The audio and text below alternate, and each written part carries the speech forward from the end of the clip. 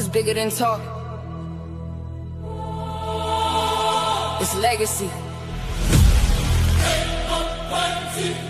Pressure play. Yeah.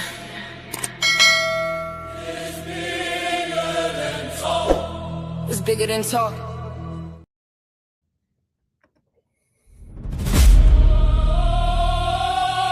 Yeah.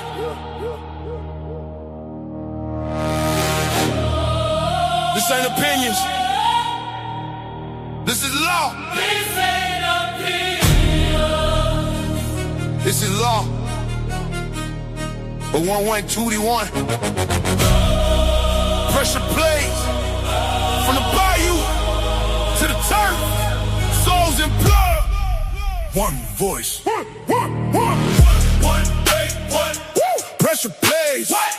From the bayou to the turf, we don't play. No. Souls and blood. Yeah, we call it straight. Every plate solid. We don't never break. Lock. One. Pressure plays. When it's game time, yeah, we set the tone. From the mud to the lights, now we in the zone. If it's real sports talk, this the throne. I'm the voice of the field and the streets combined. Half blood with the vision, half soul with the mind. Breaking down every play like it's streaming rewind. If it's pressure involved, I was built for the time. 1-1-8-1, yeah, the code don't bend. Every take real, we don't follow no trends. From the bayou grind to the turf with the cleats, we connect every move from the start to the end. I don't speak for the hype, I speak for the game. Every stat, every route, every loss, every game. If it's fourth quarter pressure, 2 minutes remain. I'm the one you gon' trust when you saying my name.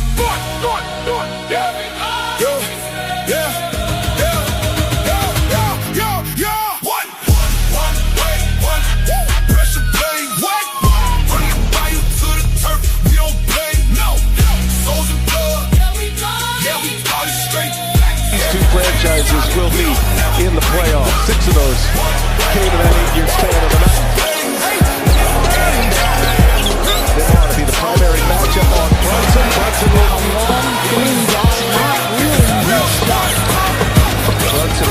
I'm the blood with the pressure, the soul with the sight. See the game in the legs, I'm ahead of the night. While they talking opinions, I'm calling it right from the trenches to arenas. I'm beat for the fight. 1-1-1, yeah, we stamped in stone. Every breakdown sharp.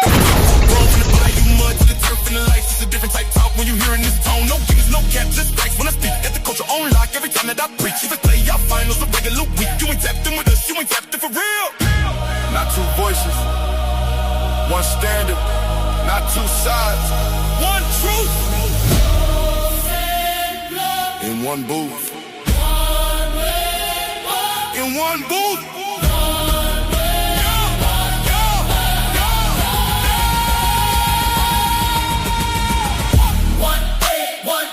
Pressure plays. From the bayou to the turf, we don't play. No. Souls and blood. Yeah, we call it straight. Every take solid, we don't never break. Pressure plays.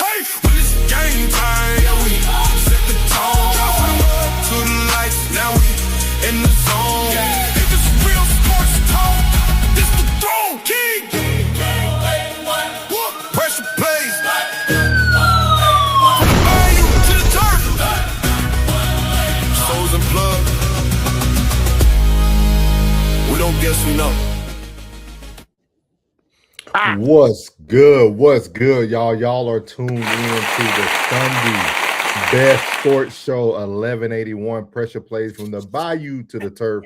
Best sports show on earth. That's spelled with an ERF. And you guys, you have the one and only, man, the dream team, man. The dream team, man, from the good old DF Dub. You know what I mean? Y'all make sure y'all put where y'all from, too. And we got to start seeing where everybody from in the chat, too. Well, that's what we got to start doing. We need to see where 1,000. Doing, man. Great show this morning. Great show this morning for Uncle Plug and Uncle Plug TV. We are going to be stemming a lot from the conversation he instigated over there on his channel. In case you missed it. For sure. Yeah, man. How you doing today, man? I know we just talked a little bit, but how you doing today, man? Man, I am. This is my phone call for you, by the way. This is my phone call, so I need you to tell me how you doing. Man, listen, man. I am great right now, man. I'm full of energy right now, man. It's like, sometimes we talk about certain things, get it off your chest, and then while you speak it, you get a different perspective. And then like that's all it was for this morning. They're ready to slide off into this 1181 and get to the biz naive. You feel me? I love it, man. I'm feeling great. How about yourself, bro? Man, I'm doing good, man. How you doing, man? I know your week was you had celebrations, but in different forms of celebration, man. So I do want to start doing something here on 1181, man. We need to start talking more about men's mental health as well. I know y'all plug does not invest in mental health in that manner, but we are checking on it. He almost does it in his own way. He invests it. Yeah. He'll rather have a conversation than go have a conversation with some random person. So but how was your week, man? How was your week, man? I know mom celebration, man, was this week. You had the lady celebration this week. Like, how was everything for you this week? And you had a loss as well. One member of the extended family had passed, you know what I mean?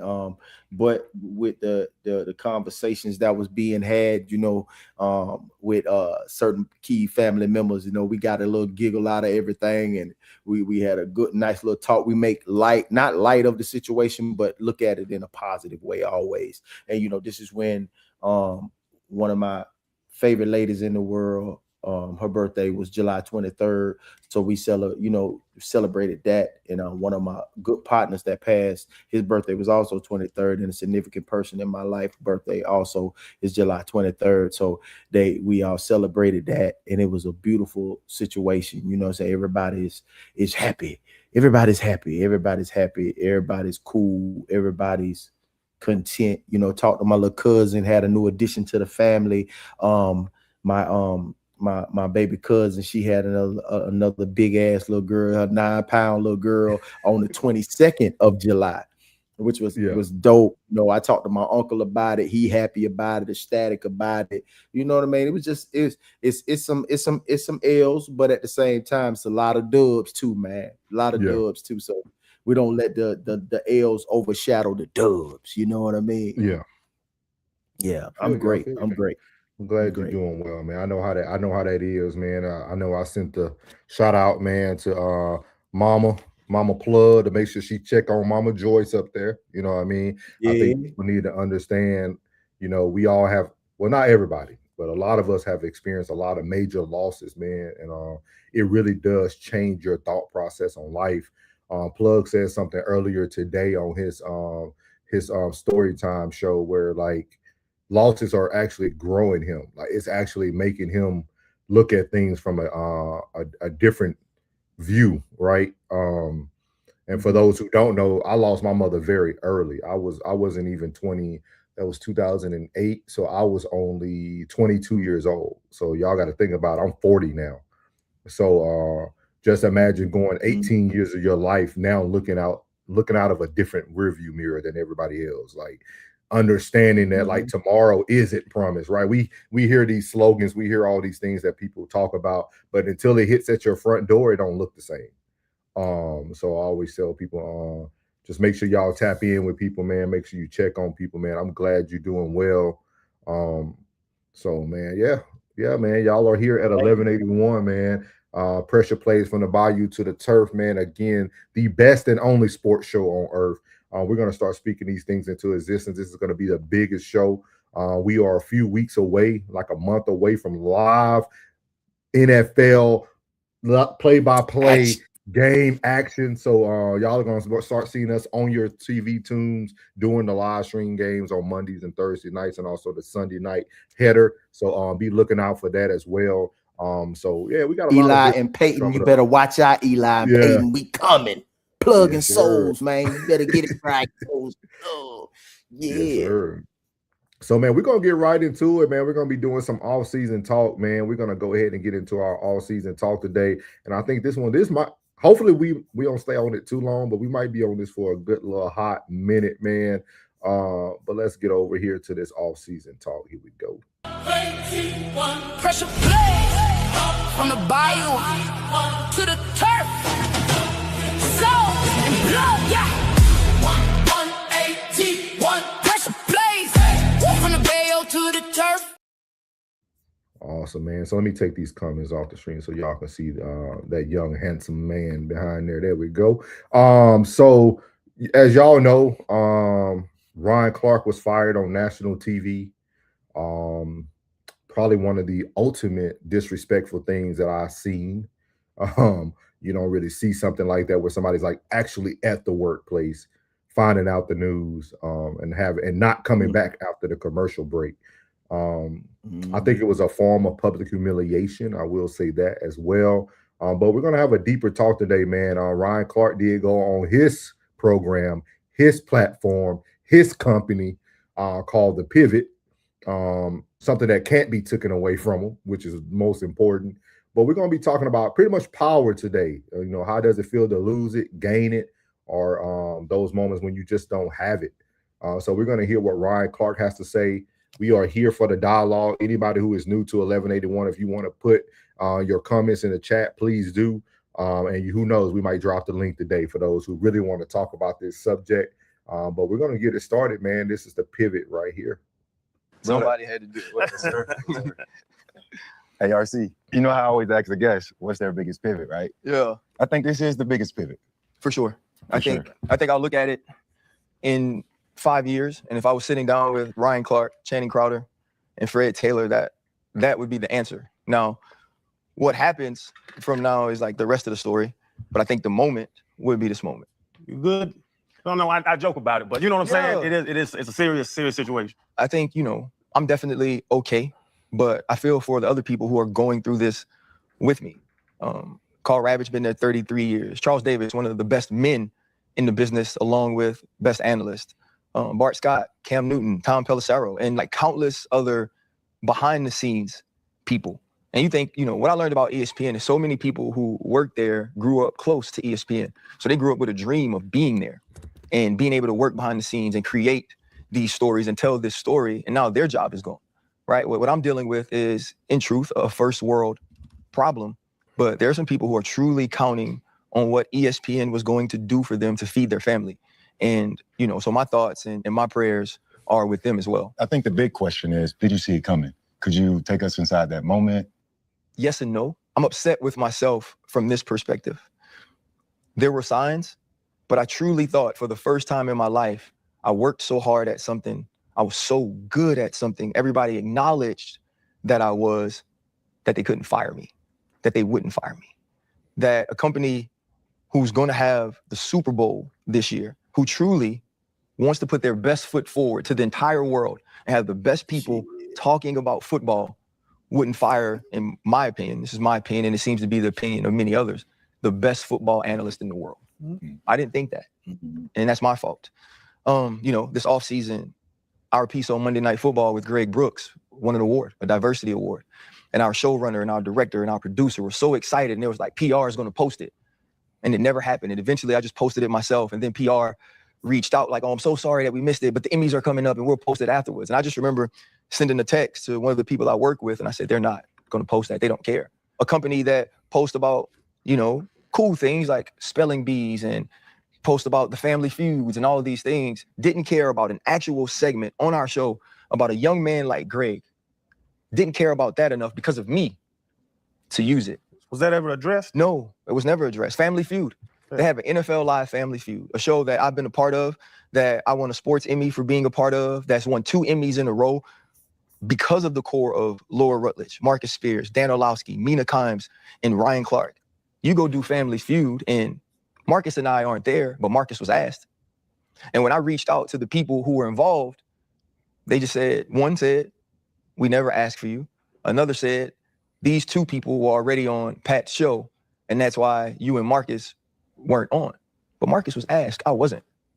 So there were just signs throughout the season, like even now, if you look at everything for the Super Bowl year, I'm not on any of that. A guy that's supposed to be a part of Monday Night Football, a man that's supposed to be a part of NFL Live, a man that's a huge part of First Take, was a part of building Get Up. So to me, the signs were always there. And I called, man.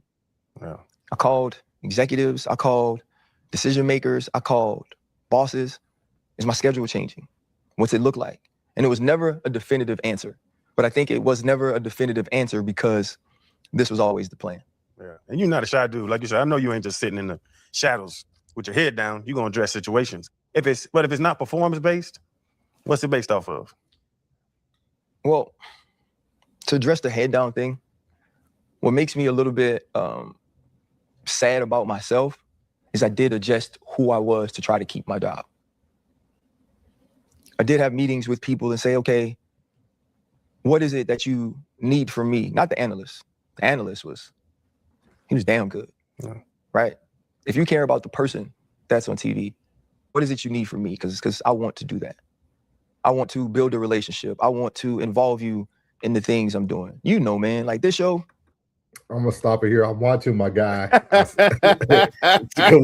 want to have a conversation. I want to have a conversation about this. So you're listening literally to Ryan Clark speak about even changing who he was to stay a part of something that he felt like he wanted to be a part of.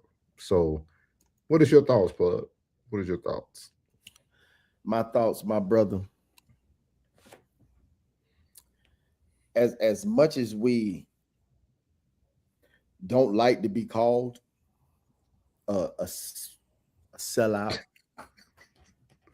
I'm not going to call him a sellout, but he sold because you compromised.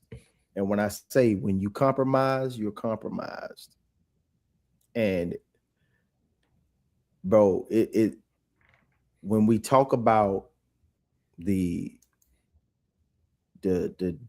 difference, you know what I mean? Just like we talk about the difference in the type of content that ESPN wants you to put out that's owned by Disney, that's a juggernaut, huge $1 trillion juggernaut, and your own personal platform, you have a responsibility to bring whatever, but don't think one doesn't affect the other. You don't have, see, another thing, like this is one of the, when I was speaking on this morning, this is one of those situations where, remember a few months ago, we was talking about Stephen A, and he was talking about he had just got his freedom papers. He had just got his ability to be able to speak like that. He was giving a public service announcement. Yeah. Because he wasn't doing what he's doing on Straight Shooter until recent. Till he solidified that, and he's put in that time. You think that just because you're great at your job that you can do what he has done? You can't do that. Can I ask you a question? Can I pose you a question though? Yes, please. Because I think I don't want to put the sellout stamp on them just right away. No, I'm not. The reason and the reason why I appreciate you, Rain, appreciate everybody who's watching today. We really appreciate y'all, man. I think Ryan Clark, and everybody know if you follow anything me, Plug, do, I'm not a fan of Ryan Clark. I feel he apologizes too much. He makes decisions. He makes decisions and he apologizes. I think it's a difference when you are who you are and you don't apologize for it. You know, like even we all go through it, right? People might have their opinions about us personally, but I always tell people this is how I do things. If you don't like it, that's cool. This is me. Like I'm not going to change for you. Like this is me, and I'm never going to apologize for it. And I think those are the moments where Ryan Clark failed himself. Those moments of when he was authentic and he came right onto the pivot and apologized, or he got on Twitter and apologized. At that point, that's when you started to almost sell who you were, right? Because if I believe in something, I don't have to apologize for it. I can continue to explain it to people, but I don't have to apologize for it. And I think that's the biggest thing. And I think Ryan Clark is a perfect example of what I always speak about is Ryan Clark got into a position so that he could create the pivot. We can't miss the most vital part of all of this. There will be no pivot without the ESPN Ryan Clark. There will be no pivot. Like there will be none. Like there will be no thought process of the pivot if Ryan Clark didn't create who he did within that system, because he was in a system. So that's my biggest thing is like, I think Ryan Clark needs to look at it from a different point of view. I can't tell the man how to think about it, but I think he should look at it as This is part of the path. Same thing with Stephen A, right? Stephen A gets more views on Straight Shooter than he does when people watching him on ESPN any day. Like his Straight Shooter, and on Straight Shooter, he's able to create new platforms for other people. Mm-hmm. And when you watch them, people like Ryan Clark, Stephen A, they're not really bringing people that don't look like them up there. It's more of us. Yeah. Mm-hmm. So at the end of the day, being who he was, operating within the system, allowed him to create a new platform and a new space for people who look like him. Right. There's nothing wrong with that. There's nothing wrong with it. And the only thing I say is, like you said, all the apologies unnecessary. You gonna say it, stand on it. Stand on it. Stand on it, my boy. Stand on it. Because once you did that, now you go back and say, what can I do? Well, it's you can go ahead and sell out. If they would have said it to you bluntly like that and said, no, we want you to sell out. We want you doing what you're doing over there on the pivot. He didn't say anything, because for him to say that would be him saying, I don't care about the issues that you're talking about over there. Yeah. I just don't want you bringing those same issues, because you got to think that stench is going, that cologne that you got on is going to follow you from the pivot to the ESPN panel. And I don't want to hear about that. I fired people before because of the stance they take on these public and sensitive and racial issues. So I'm not going to have you, one of my top guys, doing it, because then somebody else behind you is going to do the same thing. So if I cut the head off, the body will follow. Because we already know what Stephen A going to do. He knows how to play the game. And there's nothing wrong with Stephen A playing the game, because we have to understand dealing with him, if we're going to like him or listen to his commentary and his analytics, is that's what he stand on. And I've come comfortable with knowing who Stephen A is, and I'm cool with how he kick his game. If you have a problem with him, you tripping. Because you a fool. Yeah. Go ahead. But I think the difference between Stephen A and Ryan Clark is Stephen A is the superstar. Ryan Clark is not. He's a Robin. And that's what people don't understand, right? Like, once Pat McAfee walked into the scene, Ryan Clark should have already seen his destiny. Mm-hmm. Like, Pat McAfee is another Stephen A. Mm-hmm. But he's a Stephen A that they want, if that makes sense, right? Like they sure. want that Stephen A. Like, it's a different. That's why Pat McAfee and them can get on TV and tear their shirts open, and they can talk about what they want to talk about when Aaron Rodgers come up. They can finally talk about COVID and talk about all the drugs that allegedly Aaron Rodgers was using, right? Like, I think some people just have to see the play. And when Ryan Clark thinking that he's the best in the game, which is what you're supposed to think, you're supposed to think you're the best doing what you're doing. So I don't have anything against that. But he also was almost inflating his reality, because Stephen A can move differently until they get McAfee where they want him. See, McAfee's still pushing a little bit against the system too. McAfee has a lot of demands. If y'all watch the contract negotiations with McAfee, the way he talked about the people at ESPN and still got the job, Pat McAfee is still pushing against the system.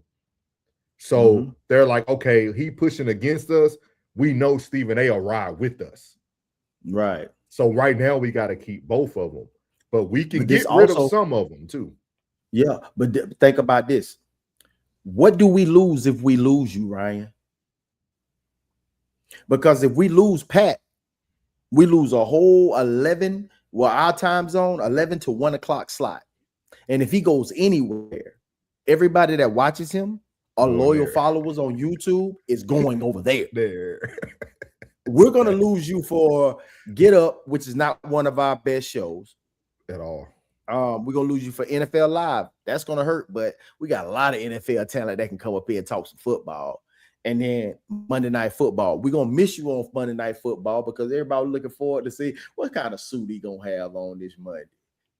Oh, man, he's spitting that game. Man, buddy haircut clean. Boy, I see Ryan doing his thing. But guess what? We got 1,000 of them. You know who they moving in? Ain't 1,000 McAfee. You know who's going to move in? Russell Wilson. Who? Russell Wilson. shit's gonna be whack. No, it's not. Because Russell Wilson, because y'all gotta think about what sports just lost, right? My drunken ex-quarterback Romo just lost his job. Romo brought the quarterback mindset and gameplay to commentary. Russell Wilson has the same type of IQ. Even though Russell might not have the personality of a Ryan Clark, to football players, Russell Wilson's going to bring you what's between the head. Yeah, Cerebral. And people like that. People want to hear more of that context of what's going on, why they did this. That's how Chase Daniels got his position now. He was breaking down film on YouTube. Now they gave him a job. Like, people love that. People are going more towards that. That's why, if y'all notice, Amazon Prime is putting more technology into the game, right? They're trying to make people watch analytically football. Like, they're trying to get you away. But I think Russell Wilson will be the next to take the seat. It's gonna be a flop. It's gonna be a flop. I'm gonna tell you, because like, it depends.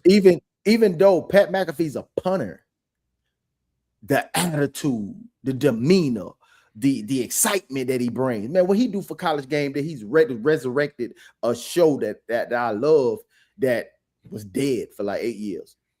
He's resurrected it, and it's like the attitude. So at the end of the day, I'm not gonna say the black people are going to tune in because of a Ryan Clark. It's just facts. It just is what it is. Now with Russell going up there, everybody say he's a cornball. It's like, I don't feel he's a cornball, but I don't know his personality. So if you think it's going to hit, I'll take the under. If you take the over, I'm gonna take the under on this one. Because I don't think it's gonna hit. I don't think it's gonna hit at all. And I think that you have to be very selective on who you're going to choose to replace a Ryan Clark, because he was like, even though he's a Robin, he was Stephen A's Robin.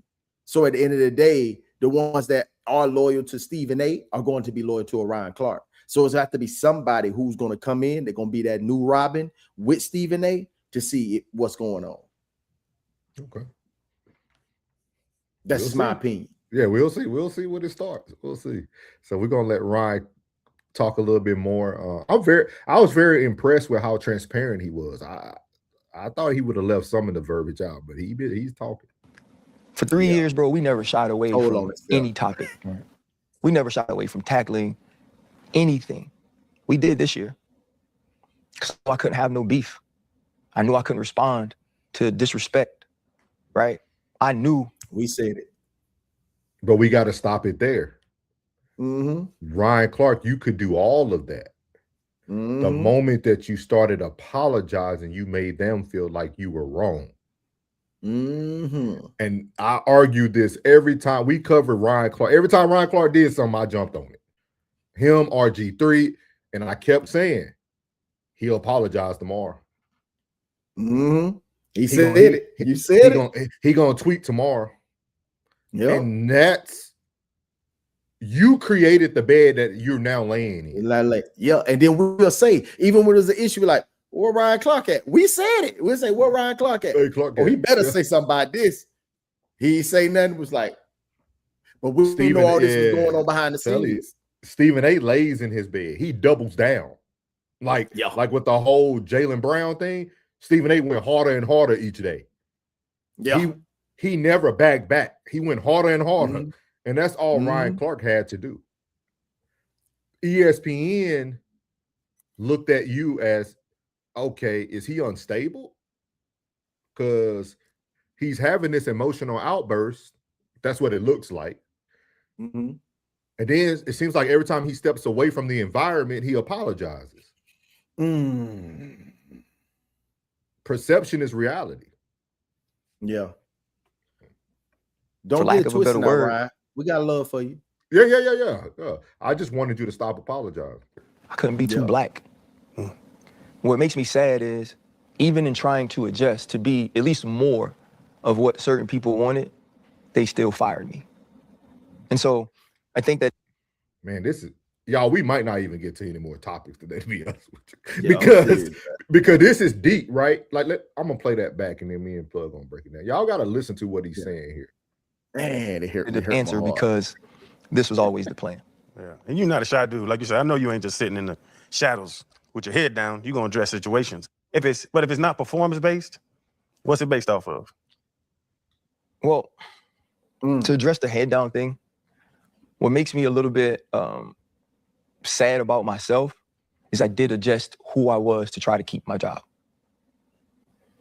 I did have meetings with people and say, okay, what is it that you need from me? Not the analyst. The analyst he was damn good, right? If you care about the person that's on TV, what is it you need from me? Because I want to do that. I want to build a relationship. I want to involve you in the things I'm doing. You know, man, like this show, for 3 years, bro, we never shied away from any topic. Right. We never shied away from tackling anything. We did this year because I knew I couldn't have no beef. I knew I couldn't respond to disrespect, right? I knew, for lack of a better word, I couldn't be too black. What makes me sad. So I want to stop it there first, because I can't let Ryan Clark do that. Because this would be a definition of propaganda. Because propaganda is a pattern of putting out misbelief or misleading information. Don't now. You just told us the first 5 minutes that you alter who you were. Then you turn around to tell us that I couldn't be too black. So now you want to go try to get the audience that you feel that you need or that supported you as you're pivoting into a new position. We can't do that, because you just said also in the next sentence that I had the discussions with them and wanted to see what they wanted me to do. Yeah, you flawed out right there. So your blackness wasn't important to you at first. You went to where you thought you needed to get the feedback from. And see, this is what I be talking about. This is why when people come to me, I stand on what I stand on. Yeah, you can call me whatever you want. Uncle, I don't care. I'm gonna give you the facts, no feelings, no explanation. Like, that's just me. Facts over feelings. I'm gonna watch something and I'm gonna interpret what I receive. That's it. You wanting to put your own judgment on me, that's on you. Yeah. But every time you watch me, I'm not apologize. I never said I'm sorry. I never go back on what I said the day before. I just say, this is what I watched. This is what I heard. What I served. I interpreted it. Period. Yeah, but that's the thing. Like when he did that, that sent him straight to the bottom. Because why would you do that? You know what I mean? Like, why would you do that, bro? Like, and then you seen what happened to you before. You just thought, like you said, that they wouldn't fire you. So your demeanor was possibly totally different. Because you was like, if not me, then if it ain't me, then who? Yeah. And they showed you. That's all it was. They had to show you. They had to show you what it was. And that's crazy work, because you should have seen that. You too sharp to not see that happen, bro. But he did see it. He wanted the approval of them. They weren't gonna give you that. But that's what he's saying. You see what I mean? We know that, right? We're having a conversation. Yeah. We know that. Yeah. He's expressing otherwise. And then you didn't only shy away from conversations on ESPN. You shied away from conversations on the pivot. The pivot had no attachment to ESPN. That should have been your outlet to really be who you wanted to be. When you on the pivot, people didn't get mad at you for what you said on the pivot. They got mad at you for everything you said on that ESPN platform. And then when you went over to Twitter to apologize the next day. The pivot, you started doing interviews that had nothing to do with what's going on. You were doing interviews with sports athletes that wasn't even in season. You were going all over the place. Just say you were trying to protect the bag, and that's okay. That's it. That's exactly what it was. He said, but to fire RC, RG3, and Cam is diabolical. Yeah, but it was. Yeah, but I think Cam was a casualty of war. Oh, big facts. because they brought him in. He was a casual. They ushered him in, so they made sure they ushered him out. Because at the end of the day, like you, the only reason why you brought them because you initially started with a Shannon Sharp, who had their own platform, that had their own viewership, that they brought in so many viewers from their own platform. So all of these platforms, whether you want to know, are connected. From Cam to Shannon to RC, all of them are connected. Every last one of them, because these are ex-football players who come on and analyze sports and also talk about politics and culture. So at the end of the day, you bringing them in, you bring in all types of. That's why we're gonna get to that. We're gonna get to that because Cam catches strays. Cam catches. He did. He caught straight. He caught a straight because you don't want the Pat McAfee effect. You don't want because football season about to start. So that means Cam gonna rev up, Ryan gonna rev up. Hopefully, and they gonna all of them gonna rev up because it's football season and it's nostalgia. Like when you think about football today, that's when it's getting ready to start in the next couple of weeks. You start thinking about the past. You start thinking about everything. Football is one of the greatest sports on this earth. I don't care what FIFA did. I could care less what FIFA did. Football is the sport. Football is the sport, not football, but football. American football is the sport. Bottom line, nothing can touch it. Nothing can touch it. You can see, you can hope or think that it does, that FIFA does. It ain't nothing like football. For everybody watching, I don't agree with Mr. Plug over there. If y'all would like to say it's the number one sport, if y'all would like to sponsor us for FIFA World, we will sit here and we will wear our soccer jerseys next year at 1181 Pressure Plays. Thank you. It is. I most Even definitely will. I will pull around. I'm gonna get that bag, baby. Trying to adjust to be at least more of what certain people wanted, they still fired me. And so I think that is difficult. I think it's about some of who I am, and it's about certain executives not connecting to that, not supporting that, not wanting to champion that, not wanting to give that the vast platform that is ESPN. And I think they utilized it to make an example of me. But RC, you called some people to figure out what you can do. Did anybody give you a heads up? Yeah, I gotten some heads up. I mean, summer ago, Stephen A sat with me, took me to lunch in Los Angeles. He told me, he said, there's a particular executive that doesn't like you. No, let me be honest. I had been hearing this for years, right? It had gotten to me so many times. And so having that dinner or that lunch with Stephen A was just confirmation of it. He's like, you need to go set a meeting. But so many times when I heard about this particular person, it was, he doesn't like you or he's said this negatively. So I'd heard it a ton of times. And I got a call this offseason from someone within the building. And, they said the way I stand up for our community is commendable, right? That they respected that in my position, I had a passion for that. But they also said it had created enemies for me at the executive level. It had created opposition. And that there were people within that building that were going to stand on the table for me.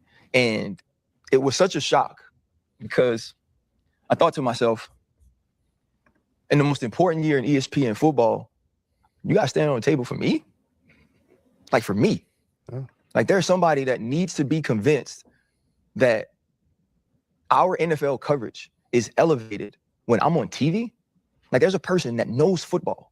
There's a person that knows TV that thinks that 13 years in the NFL, Super Bowl, Pro Bowler, a captain, experience from being an undrafted free agent to trying to make the team to being one of the leaders in the locker room, 12 years of doing this, you got to convince that person that I should be doing TV. And, what I learned was it wasn't about who I was in front of the camera as it pertained to football. It was about what I represented every time I got in front of that camera. And that is something that I don't believe you truly, truly can combat. When it's all said and done, that's the least anyone can do. I mean, you stand up and stand on, the shoulders of, or for so many people. Like what you do, bruh, is unbelievable. So for someone to stand up for you, I think that's the minimum anyone can do. But So also, I want to put this to bed because a lot of people have been having their takes about Stephen A. And you mentioned Stephen A. So, Skull, you're right. But watch this, though. Watch this. It's crazy, man. Everything alignment. Like, Skull, you just put that. But watch. There's always going to be somebody to make sure you're not going to sacrifice that lamb. You're not going to sacrifice that lamb that they call Stephen A. There's always someone in the room to speak on his behalf. Is there anything Stephen A. could have done to make this go away? No. Stephen A., with all of his power, with all of his influence, is not a true decision maker at ESPN. That's not his job title, right? That's not in the repertoire of what he's asked to do. And we get it so many times, right? And I get it all the time. Why do you ride for him so much? Like, why don't you come for him when he says these things? And I said it on the show. I call him. I text him. I tell him when I think he's doing too much. And I have the conversations with him all the time. But when this company was treating me in a way that, at least in my opinion, was unfair as it pertains to what I'd accomplished, he was the first person to go, I want you. Mm-hmm. If they're going to take you off of this or that, don't worry about it. You'll get your TV time on my show. Thursday and Friday will be Ryan Clark's days. That will never be forgotten by me. Mm-hmm. I will be forever grateful for that. That in a space that I was sort of being told, at least being who you are is going to make you lose certain things because you aren't these people that we covet, these people that we're comfortable with, these people that we take pictures with and put our arms around and show the world that we support them. I'll do that for you. And you got to recognize your presence and your power. You got to recognize your presence and your power. If Stephen A. is not there on First Take, yeah, the show will go on, but it won't be the same. And you got to recognize your presence and your power. But the one that you think is going to come to your rescue, that is not going to happen.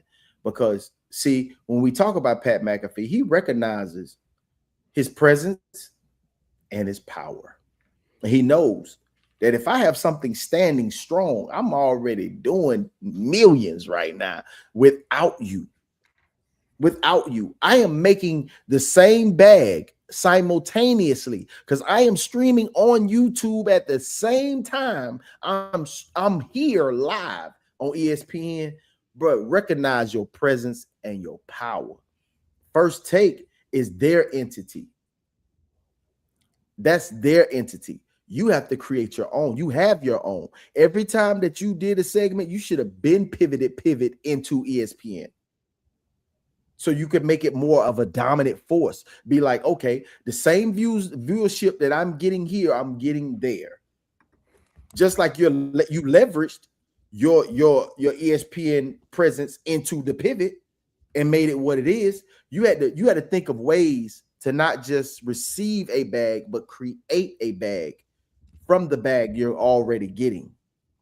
That's what leverage is. We spoke several times on No Middleman about leverage, and you should have leveraged that. You already had the leverage. You should have been used that. Why wasn't there a pivot segment on ESPN during football season with 3 ex-football players? Why weren't y'all anywhere when it was SEC anywhere to where all that SEC goes to the SEC network? No, you should have had that. You guys, LSU and 2 Florida Gators up there. You should have already leveraged that. So you expecting him to come to the rescue? No, you have to have power and presence. You were receiving a check. You were receiving $2 million a year. You should have been leveraged that into the pivot. Why after 3 years of being on air, you just now go ahead, bro. Go ahead, bro. No, you're right. It was like really like you're right. But I think the bigger conversation that I don't want people to miss is he's now trying to create he's now putting out propaganda though. Because even if you went back to just short of a year ago when he said he had to sit down with Stephen A, right? Right. Stephen A gave him the person who didn't like him, right? Mm-hmm. He told us in the same conversation that this last season, he went to talk to them about what he needs to do. Mm-hmm. So at this point, it's no longer about, are you black enough? No, you told Stephen A told you the truth. Mm-hmm. And you still went back to the well that you wanted to drink from.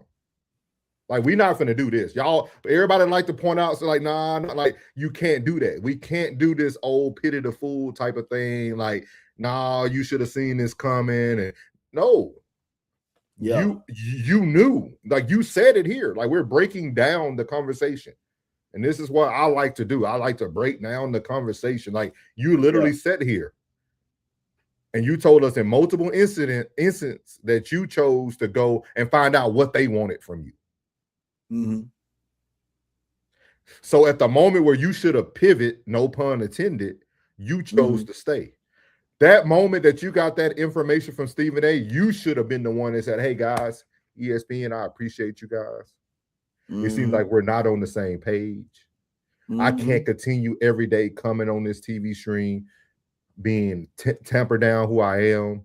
I have to apologize every time after I say something that I truly mean. I think it's time for me to fully invest in the pivot, and I'm going to take my show there. And I would have even been super petty and double down and made sure that the pivot is going live every time y'all going live. Ooh. And we would your power and your presence. Yeah. And that's and that's what he didn't do. But now we're gonna let him sit here and have this conversation and act like his color is what he was fighting for. We can't do that now. It wasn't that. It wasn't the color. It wasn't the color. You have a responsibility to your employers. I don't want to air quote that, your employers to keep your nose clean at all times. And you've seen people die on the stake before you, but you thought that you was untouchable. They just reached out and touched you, my boy. They just reached out and touched you. And when they touched you, they pushed your ass smooth out the door on live TV. That's crazy work, bro. I'm like, power and presence, man. That it's a lot. It's a lot that's wrong with this because you kind of laid down. You laid down. You failed yourself. I know how you feeling right now. That's where the tears came from. Like, but he didn't lay down, plug. He didn't lay down. He played what you mean? He didn't lay down. That's laying down. No, I'm saying when I say he didn't lay down, he just lied. He didn't lay down, he lied. And this is why I talk about he didn't lay, he lied. Yeah, like this is what I talk about. Like I looked up the definition of propaganda today because everybody continues to try to use the word of like, oh man, you believe in the propaganda, but like, do y'all really know what propaganda means?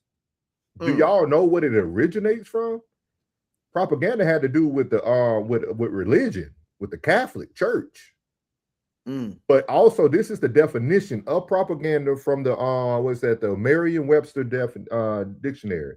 It's ideas, facts, or allegations spread deliberately to further one's cause or to damage an opposing cause. Ryan Clark had all the facts. He's now deliberately spreading his own rhetoric of how he feels about something now to create propaganda. What you should be telling everybody is, hey, I failed us, dog. I lost who I was in the midst of making money, in the midst of building a new platform, in the midst of being a great father while my son had to go represent Arizona State and play for Notre Dame. Like I'm looking at Ryan Clark from a whole person's standpoint, right? He wasn't just moving on his behalf, right? Everything he did every day he had to think about his family, his wife, children, his business, and he was moving in that way. But don't now try to use the group of people to try to move your needle to make it seem like it was something that you didn't already know. That's how I try to discuss things. That's why I tell people I stand the way I stand. I give you the facts. I don't put emotions in anything. When I read something, I'm gonna give it to you how I read it. Technically, you'll never know where I stand unless you know me personally. So, like with Ryan Clark, he decided to reach out to the people who didn't look like him to get their approval, knowing that they already told you that you got to act this way. And then at the end of the day, you got what you got. So where's the accountability portion of Ryan Clark? If you can see how he describes himself as being one of the greatest to do it, one of the best to do it. As I was speaking this morning on how certain people used to it. He got him out of there. Appreciate you, Sco. He got this fool out of there. Yeah, appreciate you, Sco. And how he was speaking on himself, that you got to see how, you know what I mean? He was having his ass on the shoulders. I could just imagine how he was when he was in the good. Like, I could just imagine, you know, like getting this money, feeling like you untouchable. You probably was on set, probably the best person. Offset, probably an asshole. And I think that with it happening to you, you were so shocked because you were so consumed by yourself that you didn't even know that people around you didn't like you. The ones that you did touch, people going to send you some sentiments when bad things happen. But at the same time, you don't know how many of the ones that were sending the sentiments was also feeling the same way about you being an asshole. Yeah. Because it wasn't just about the rhetoric. It wasn't just about the rhetoric. It probably was your attitude. It probably was your demeanor. It probably was, you probably came off a bit smug. And you really lost yourself in it. And you got to feel with that self-guilt, knowing that you had to change yourself to keep it. Yep. That's a lot to deal with. That's some character flaws. You know what I mean? Like when you have to change who you are, we have to change who you are to stay in this job just because you got responsibilities. Boy, trust me, I had to stay in several situations that compromised who I was and had to just play along to get along. Not you. You know what I mean? Not you, Plug. Bruh, I had to do Not Plug with 2G. I had my family. A lie don't care who tells it. Not Plug. Not Plug. I'm telling you, it got to a point to where once you compromise yourself like that, you're like, you're gonna feel a way about yourself because you know this ain't you. So you're gonna start acting out. You're gonna start acting out. I only talk about what I've been through and what I've done. So when you've done that, you feel some way. So what now? You gotta overcompensate for your realness because you felt like you compromised just a little bit over here. So you compensate for that over here with the realness, and now you're going overboard. Now you lost a grip of yourself because that person that's standing out front that protects you, the person that's inside, the sensitive person that's inside, they haven't met yet. Yeah, they have to meet. That's why my bad. Go ahead. Yeah, no, you're right, bro. You're right, and I agree. That's why I always talk about logic over emotions. Like I was messing with Plug this morning on his live. I was like, that's too much passion. See, we start speaking from passion a lot of times, and that's what Ryan Clark is doing right here. But you would never even have to speak from this place if you would have just stayed even keel. You on one end of the token, you felt like you needed to speak to prove your blackness, but then you will have a reality check by the end of the show and feel like you had to apologize to appease the other people. When at the end of the day, niggas and white people are going to judge you either way. So you're better off being even keel, leave your emotions at home, and just have conversations. That's why I just have conversations. If I want to have a deep conversation, I'll call Plug. I'll just call them. I don't have to I don't have to go through all that. I could talk to my pops or something like that.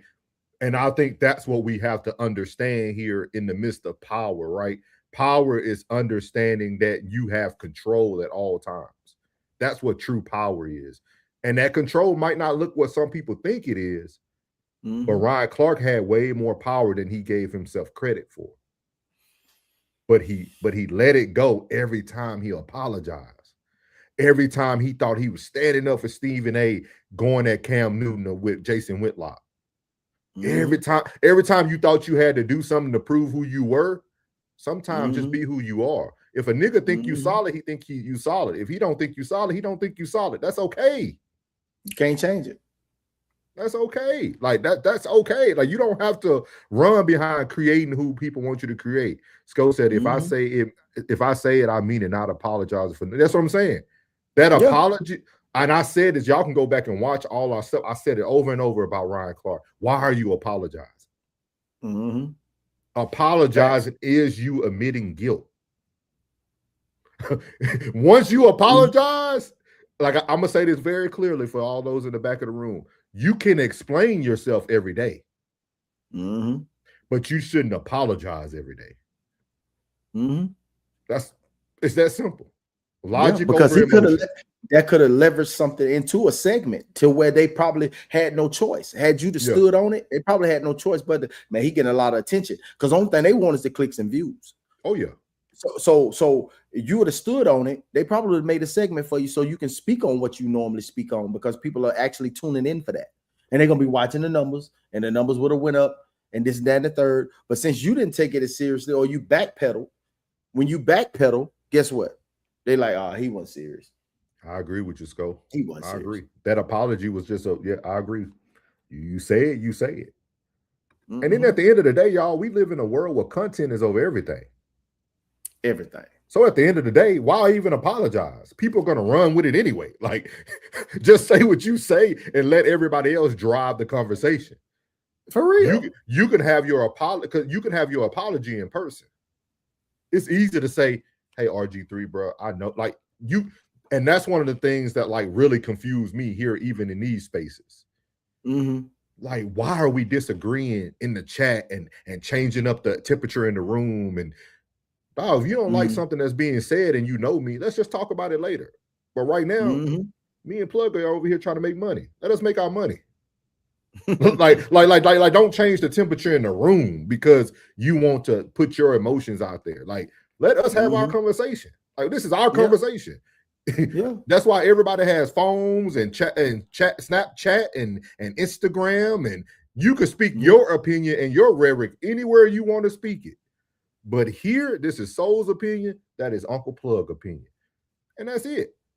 Yeah, that's it. Like I don't understand why we want to change the temperature all the time in the room. Sco said, you can definitely apologize in person or a simple call. But he said RG3 saw. Hey, Sco said he ain't gonna let that go by. Cha.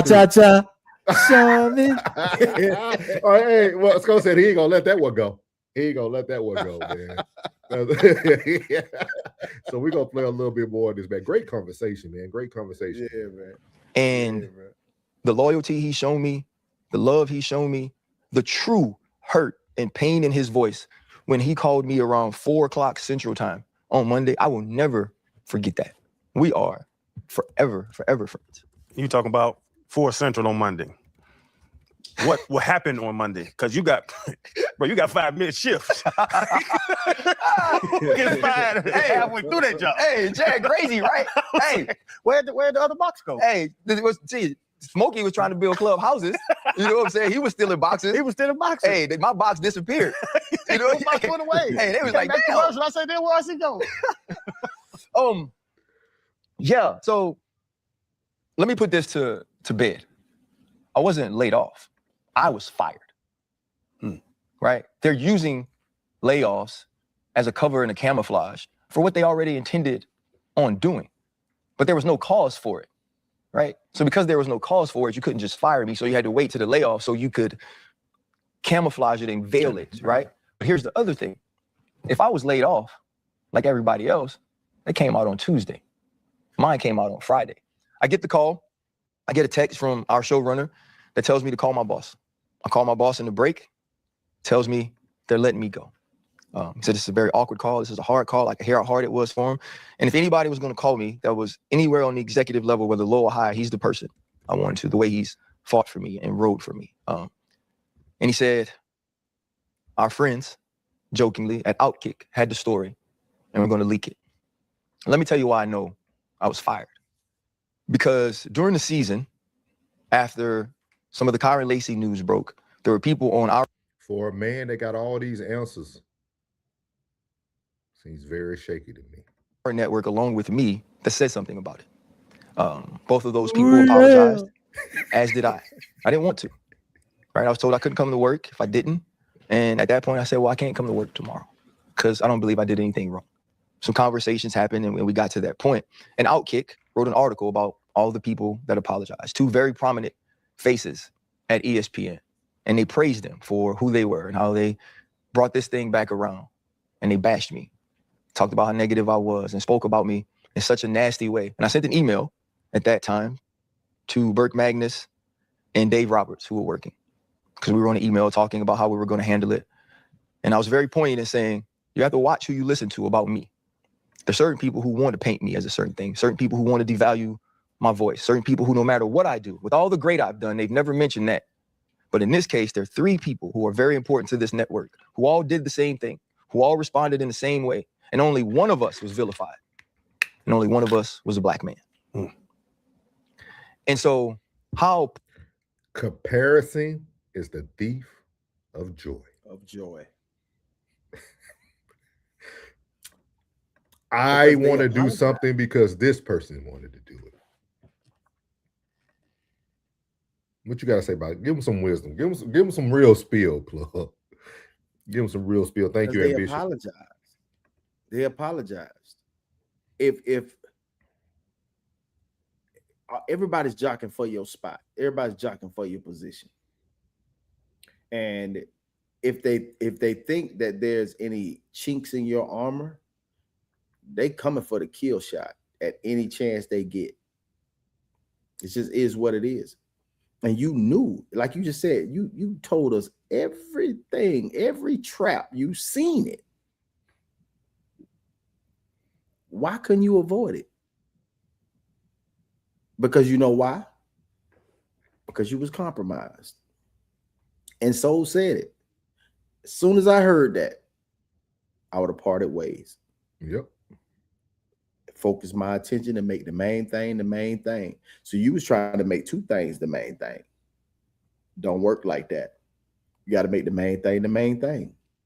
It is what it is. And I really feel in my heart of hearts that this had nothing to do with race. What? No. Hold on, y'all. Hold on. Can we replay live? I'll say it again, bro.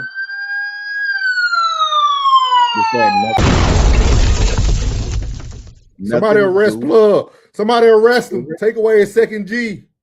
You know, I'm hey, when it is, it is. When it ain't, it ain't. I think this everybody would initially feel, oh man, they just fired all the black folks. Nope. I feel as if at that network, you have a game plan to follow. Once you get outside of that game plan, you free game. You free game. And it had nothing to do with that. Because had you stood on it, it is what it is.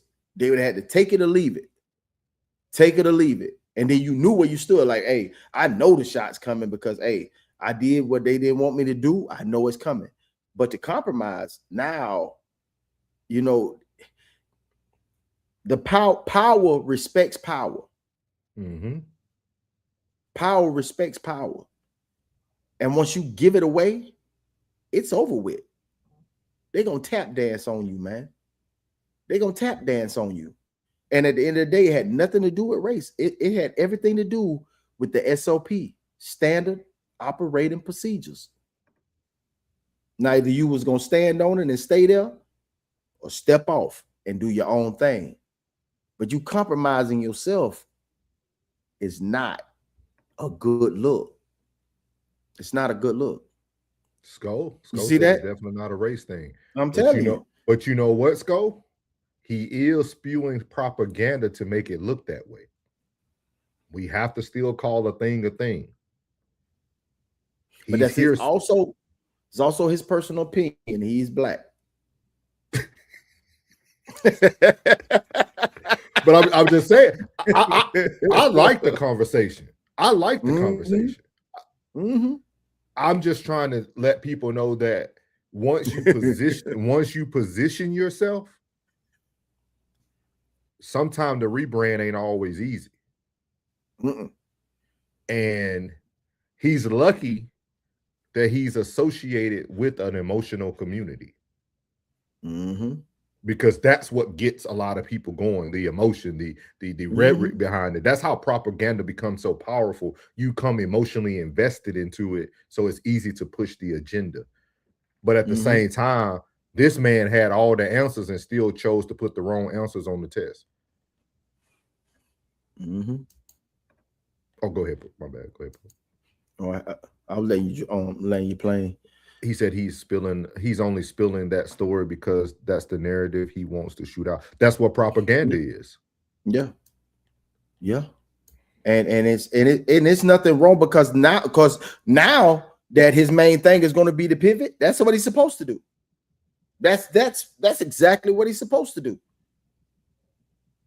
I mean, hey, in this space, you gotta capitalize on everything. You know, everybody's gonna be spinning their narrative, making their money off of his pain.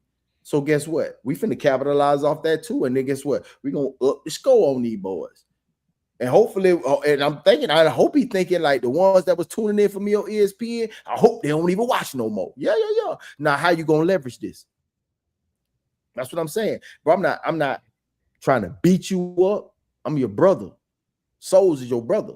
We here to help. You know what I'm saying? You need somebody on the advisory board. We the ones you need to come get because we the people. And I ain't talking about the Constitution. We the people. He's pretty much saying. Yeah. No, my bad. We both go ahead, Cheeks. Go ahead. He's pretty much saying without saying, I'm not at ESPN anymore. Tune into the pivot. That's exactly what he's saying. Skull, can I ask you a question? Because I know you stand on what you stand on. Let's say that's correct, though. How do you now watch the pivot in what perspective? Me? No, I'm asking. Yeah, you too, but I'm asking Skull too. Like, how do you now tune in to something where somebody just told you a year ago they only wanted the acceptance for how they wanted him to move? So are we saying this? So are we saying that we're okay that he's changing and coming back home? Is he now the prodigal son? Like, I'm just trying to see. Go ahead. If everybody is, I mean, yeah, like that ambition. I've been saying that. I've been saying that on everybody's platform. We are the algorithm. We do push media. We are media. But we don't seem to see it that way all the time. I agree with you. Yeah, we're gonna watch it the same way we've been watching it because now we know what to expect. Now you just expose your hand because I believe every man is gonna feel a certain way when they do answer that question that you just rendered the scope, because everybody's been in a situation where they had to compromise due to their responsibilities. Due to their responsibilities, everybody ain't gonna be just sitting in a situation. Is it compromise or sacrifice? Sacrifice. Because compromises mean you're doing something to like appease others too. Like sacrifice meaning that I'm now laying down something that I know is going to benefit my mission, my vision, things of that nature. Right. He said they don't really talk about sports like that on the pivot, so I can really tune in like that. Yeah, it's a good podcast, but to tune into it every day, I don't think I'll be watching. Like, I like it. I like it.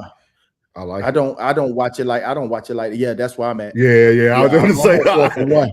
One more 4th and 1 than the pivot. I ain't gonna even. Well, lie we to you. always having fun. Freaking facts by the Facts tons by to the the tons rising before of the the rising sun. of the sun. Hey, Cam, we Shout rock out to with you over here, Cam. man. Shout out to You know what I'm Cam, saying? man. She said, "Yep, Come on sacrifice." in. Yeah, Come on come in. on We on in. 10. Yeah. Yeah, Yeah. she said, So "Yep, sacrifice." Yeah, every man has made that sacrifice. So they're gonna feel like they were compromised, but they were making the sacrifice. That's how I can say it. Like, yeah, they may feel as if they had compromised, but they also was making a sacrifice for the greater good of whoever they're protecting and providing for. And you know what I mean? So it is what it is. So every man has done that. You know what I'm saying? So we can't blame him because most have been in that position to make that sacrifice, but having that power ain't all about just the money. It ain't just about the money. Your presence is everything, and you need to recognize that and stop. Y'all stop it. Once you do something, man. Once you buy something, man, buy a share or something, man. So you and flip your mind and understanding that, you know what I mean. Like, hey, man, I'm a owner in this. Once you buy a share, you got to feel like you're a part owner in this. You know what I mean? You got to recognize your presence, man. Recognize your presence and your power, man. Because this right here, he lost. I bet you these next few episodes, the pivot probably gonna be raw. Because now he ain't got. But I think it's like what Sko said though. Ryan Clark he has to find a way to now separate the pivot and create like a pivot sports where like we get your day-to-day commentary about what you said you were the greatest in. We now need to see you kind of like Cam does it every day on 4th and 1, right? Cam is able to be an analyst of sports and talk about what's going on in the world. And the pivot is more of an interview. Let's sit down and have a dialogue, grown man lounge type thing. Yeah. Somewhere in the midst of this, Ryan Clark needs to create a form of 4th and 1 so that people can see your greatness as a journalist and an analyst. Like people are gonna want to see that. So that's the one thing I would highly suggest for him for sure. Don't play with it. Stay with it. Poignant. Because at the end of the day, what, boss man? No, go ahead, bro. Purposeful is it to make sure that that's the exact same publication that gets the story that I'm going to be fired? Because you know what they're going to do? They're going to praise ESPN. They're going to pump ESPN up for getting rid of the person who stands up for the community. And they're going to say that these are all the reasons why I didn't belong on TV in the first place. So let's garner as much positive publicity as we can early before all of these people that you've seen come out on my behalf and say I was the best in the world at the job and I deserved better. One, I didn't deserve to be laid off or fired. It ain't about money. Two, I didn't deserve to be handled that way. So let's get ahead of it. And they were going to get ahead of it by leaking it to someone who they know hated me. I would say, bro, how could this be that thought out when they just asked you if we could all as a crew come on First Take in August? That don't make no sense. When I saw it and how they did it and how outspoken you are about the community and how like you're talking. Some people don't agree with your stances and don't like that you were that open on their platforms. To me, it seemed like it was almost like buck breaking. Slave return. You know, where you're the outspoken one, you're alpha. Let's embarrass him so everybody else gets in line. So nobody else talks crazy to us anymore, goes through emails or whatever. Like, no, let's teach him a lesson. Let's embarrass him on national TV so that they all line up. Yeah, I think that could be part of it, you know. Like I also know that he knows. Private company. He knows. They get to make He their knows, decision. bro. He knows. He knows. Yeah. When he asked him that, he was like, yeah, he's realizing, man, my part, I had my part in this. I can see it. Thank you. Thank you. Like that's what I'm saying. Like he's literally like, and we're seeing the authentic Ryan Clark, right? The dude who's on the fence, that's him. Yeah. Even in a moment where he could be as direct as he would like with that question, he still didn't answer it. Because he's still trying to get somewhere on another network. He's still trying. Thank you, plug. Based on what they want to make them on what they want to. So did he learn his lesson or not then? No. Okay. No, but I guess when he comes to the table, it'll be different. Now, when it comes to the table, like is what I speak on the pivot, is that going to compromise what I do here? Or is it just sports over here and I can speak on what I want to speak on? That's what the negotiation is supposed to came in. Yeah, you ain't lying. And in his mind, he's really saying, it was on me though. I can see it. I can see it in his body language. I can see it in his facial. He know it's on him. And we know, bro. And we understand. We totally understand. But next time, if you do step into one of these rooms with these executives, guess what? Hey, put everything on the table. Hey, man, I speak like this over here. And I don't want to get that up. So is this going to come with this? Because now what they might do, just to keep your mouth shut, that 2 turns into 4. Now what you going to do? Now what you going to do when that 2 turn into 4? Or that 4, or say that 2 turn into 12? What if CBS actually has more money, or NBC has more money to give you? Because they don't have a Pat McAfee or Stephen A over here where they're giving out big bucks to. And they say, oh, we had no problem giving you 10. Now what you gonna do? Think about it. Think about it. Let's go when he gets to another network. Yeah. When he gets to another network, he has to let them know everything up front and let them see the real Ryan. Yeah.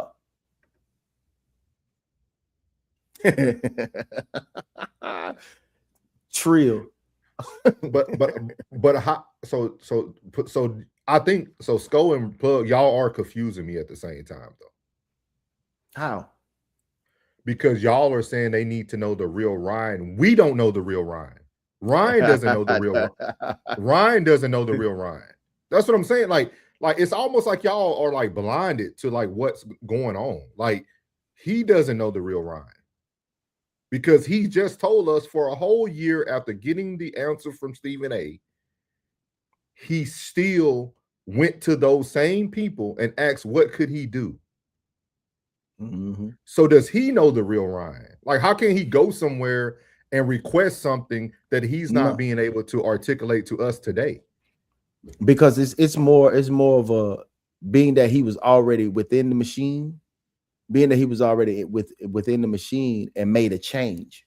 Now coming in with a new slate is more of a now I'm coming and you already know what went on over there.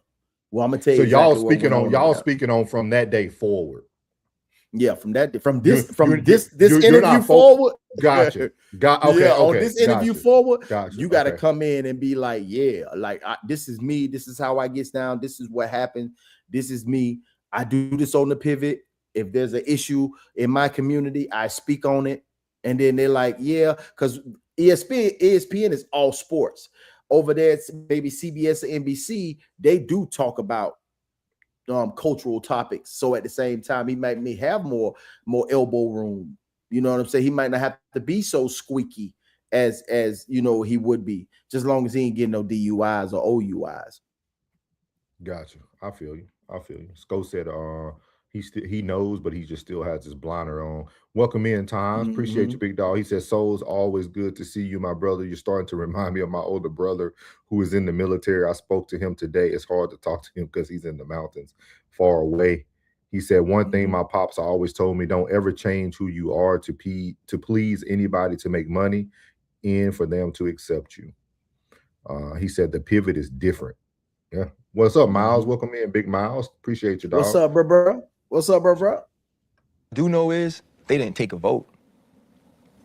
This wasn't about the majority, right? This wasn't about the people I work with day to day, because my phone don't say that. Production people who ain't worked with me in 5-6 years. Thank you for how you treated me. Thank you for the laughs. Thank you for your professionalism. Thank you for showing up constantly. You know, Monday night. Thank you for always. If we didn't have any talent on a meeting, you were always there.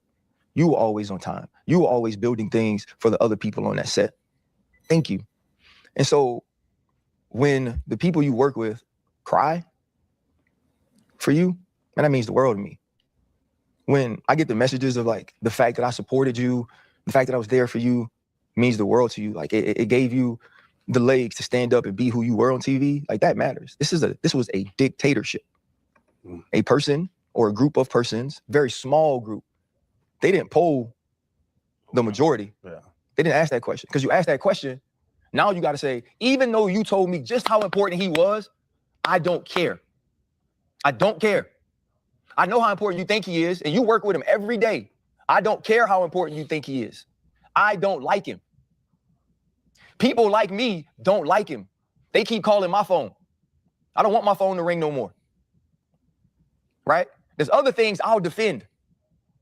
I'll defend talking about another executive. I'll defend that. I'll defend sabotage. I'll defend getting sued. I'll defend all those things. What I'm not going to defend is you standing up for Angel Reese and everybody being mad about the way you did it. Or about what you said about, I'm not going to defend that. No. I'm not going to defend you standing on 10 toes for them all the time. It's not what I'm going to do. I'm not going to take those calls. And that was the decision that was made.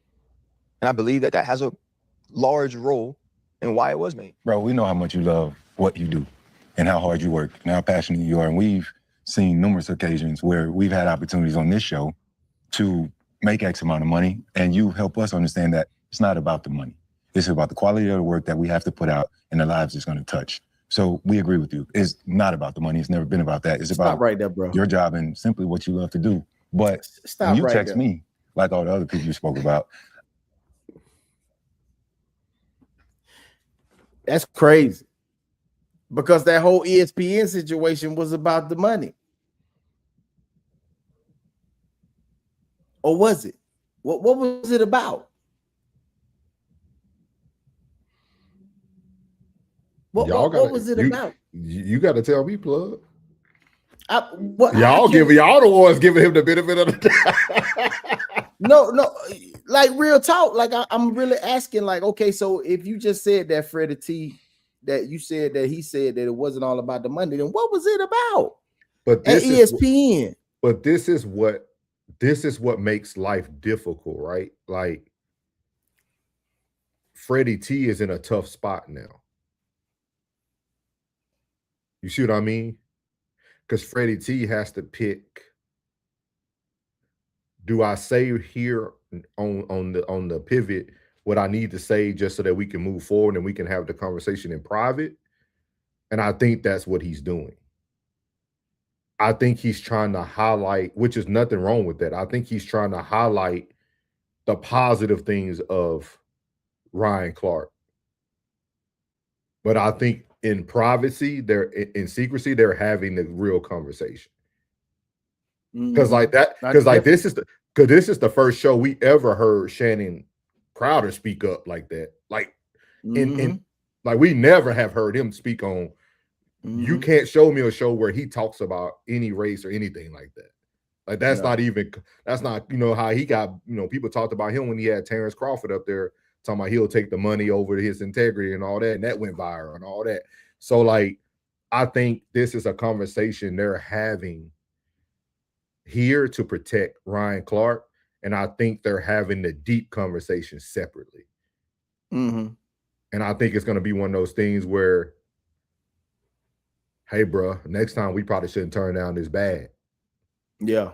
If it's going to turn out like this anyway, yeah, we need to do X, Y, and Z next time. That's my opinion. Yeah. But I don't know what your take is. Yeah. I'm feeling the same way, because when him saying that, I'm like, then what was it about? Because obviously you was making that compromise for the bag.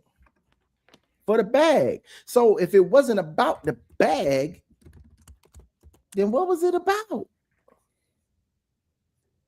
It wasn't about the bag because your bag over there was good, so you didn't want to compromise that bag with the bag you're getting. That's crazy, man. Time say souls, Uncle Plug. I listen real good, and my pops always told me to listen. They said, did nobody give you heads up? He said Stephen A. Smith knew he was going to get fired. I think he didn't know that he was going. I'm talking about like, yeah, it was that part where he said, well, Stephen A. called him, and to hear the tone of his voice. Yes. So he did know prior to that. He just didn't know when it was going to happen. Yeah. So he still was showing up even though he knew it was happening. Ted says owning your own platform is way more important to sign the big networks unless you don't think unless you don't think because and get exposure. So I'm confused. If you was in the position sold or Uncle Plug and y'all told me, hey, time, they're gonna fire you, you think I would have did that NFL live show? Yeah. Oh, what he's saying is, okay, if we told him that he was about to get fired, he would have never done that NFL live show. It was still about the bag. I'm still gonna get paid for this segment. I'm finna go. It's about the bag. It's the bag. Yeah, when RG3 picks and chooses his battles in the black community, he just needs to stick to talking about football and leave everything else alone. Now, here you go. I agree with that, Souls. The paper can't be ignored, Miles. You ain't never lied. Ted's respect, family. You ain't never lied. He said Disney don't like sharing slaves. Oh, Lord. Oh, Lord. You on this plantation and this plantation alone. Except in the bag comes with stipulations. They can also take that bag from you swiftly. I agree. I definitely agree, man. We're gonna play a little bit more of this, y'all, because we do got a couple more segments that we do want to get to y'all with. But this is a great conversation, bro. Great. Richard said so. Basically, RG3 needs to slide more. now, tell RG3 to be quiet, bro. Nah, man.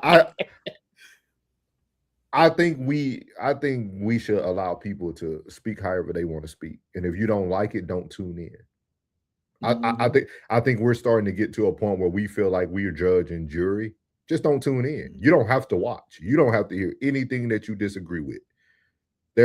We all have the same 24 hours. You can click buy if you want. Like you don't have to tune in. You know what I mean? And I think that's the biggest thing. So I said, man, this man lying. April Fool's, it ain't April. I didn't believe him, but I didn't want to respond that way because it caught me off guard. And I was like, ain't no fucking way these people are that stupid to do one of their best, put people like that. And I ain't saying that because we rock, but I just know what it is. But even then, you know, I started searching the internet and trying to figure out, like many people might be, like, what happened? Like, what's going on? Like, is this a Netflix doc situation? Like, what's really going on? And we've been hearing reports about, you know, the disagreement with Peter. Right? Yeah. They're trying to pit you and Pat against each other. And so many other things people are trying to stir up and figure out what's going on. Like Chan said, like they're looking or waiting for a scandal, right? Yeah. But it's simpler than that. Oh yeah, it's no scandal. Let me be very clear. I love Pat McAfee.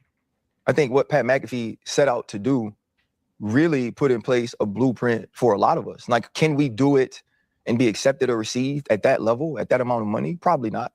He's an anomaly in that way, but I respect and admire what he's built so much. Right. Peter Schrager, like me and Peter don't have an issue, right? I would think if you ask him right now, obviously after what went on with us, there's been nobody that's nicer to him. And I do want to address that as well. Going into last season, that was when I met with the executive and said, hey, look, I can only see one reason why you'll have a problem with me because it's not my work. And I get my schedule. I'm supposed to work Thursday, Friday on Get Up and First Take. I fly in on Wednesday night. That's what my schedule says. So I fly in on Wednesday night. I never get an email. I never get a text message. Normally you get that about the production meeting. I don't get that. So I wake up in the morning and I was like, well, you know, I'm not working. I'm texting. Hey, am I off of it? And I cut the TV on and Taylor and Will are on, which, like, I'm happy for them. Them boys worked hard to get that opportunity, right? Go do your thing. But I was upset because, wait, you can't call me and tell me that the schedule's changed? I don't deserve the respect of believing that this is my schedule. And along with some other people, we built Get Up. That junk was dying. Your original idea didn't work. So it was Dan and it was Marcus and it was Culture Wednesday with me and Dominique. That's why that show lasted to be what it is that you turned it into now. And the people who I built that with, y'all just couldn't call me and just tell me, RC, we made another decision. And I asked, man, and another thing I'm mad at myself, I begged and begged to be back on that show. Because it meant so much to me that we built it and to be on it. And he just kept telling me, people aren't doing both shows. Dan's doing both shows all the time. Yeah. Hey, Mike. Damian Woody's doing both shows Mike, that's all the a time. great take. That's a great take, Mike. Look, if you want to talk about anything you want, then do it on your own shit. ESPN do not hire this dude as a football analysis for NFL Live to talk about politics and culture. That's real shit. That's real spill. I cannot dispute that. That's real talk. ESPN is strictly about sports. It's strictly about sports. And if anybody gets that confused, then that's something you got to deal with in your chest. You know what I'm saying? Because that's exactly, I cannot dispute you on that. Ambition says, if you're watching, welcome in, please hit the like button in the stream, share the videos, hype the videos, and subscribe to the channel. Please do that. Y'all are in here. Please tap that like button. Please. Thank you so much. Very much appreciated. Time said, oh, I'm sorry, brother. No, you good. Say Time said, I believe that it had a little bit to do with the guy, Peter, coming from the NFL Network, who they want to put in a position, and Ryan Clark went in on him. To give you my take on that, Time, I really believe that being the merging of NFL Network, that's a fucking, as crazy as it is, whoever works over that NFL Network is trash. Like, NFL Network started out real good with Good Morning Football when Nate Burleson was over there, and they had Kate, Peter, and Kyle. That was a great show. It was a great show. It was in competition with Get Up and First Take because it did run into both those slots. That's why I don't think it's by accident that Nate Burleson ended up going to CBS. I'm just saying, I thought about that the year that it happened. You know what I mean? I thought about the year that it happened. So yeah, Peter's a good analyst, but at the same time, bro, like, to be completely honest, nobody want to see no damn Peter. Don't nobody really want to see Wendy either. The dude that be talking basketball, don't nobody want to see these guys, man. Nobody want to see these two fluffy ass dudes, man. Nobody want to see them, bro. I don't personally. You know what I mean? I don't know what happened to Kyle. I don't know why Kyle didn't really get a shake. Yeah. Kyle was that lacrosse guy, the little frat. He was almost like the frat boy. I liked him. I kind of thought that Pat took his swag a little bit. I ain't gonna lie about it. What was that? What was that last comment, bro? He said Peter is trash. Oh yeah, Peter's trash, bro. I ain't gonna lie. And Michael said it's business, and that kind of talk turns off 50% of the audience, and they've been bleeding viewers. Real talk. Don't nobody really, when you tune in to get highlights, you know what I'm saying? Even though Sports Center is, you know, you go and get your highlights, find out who won, this, that, and the third, before the app started showing up, and you can go get your, get your sports, or not the sports, but just the scores. If you're a gambler, you know what I'm saying? Make sure your ticket covered. You know, you fell asleep on the game and you want to see if your ticket's covered. That's cool. But other than that, you know what I'm saying? You really want to see their take on the game, and no one wants to talk. Nobody wants to hear that, bro. Real talk. Nobody wants to hear that. You completely honest. I can deal with that. Disney fired most of the NFL Network analysts so they didn't have to pay them. I mean, Charles Davis is the voice of Madden. He's one of the voice on Madden, and he was fired. And really, there was no competition, or really no analysts that you could bring over from NFL Network. The only one you brought over was Rich Eisen, and they did a little experiment with Rich Eisen over there on ESPN. It was fucking boring. It was freaking boring. NFL Network was dying. Now, what y'all gonna do with that over there? Now, instead of partnering up with the Primes and the Netflix, why don't y'all bring the NFL over to the NFL Network?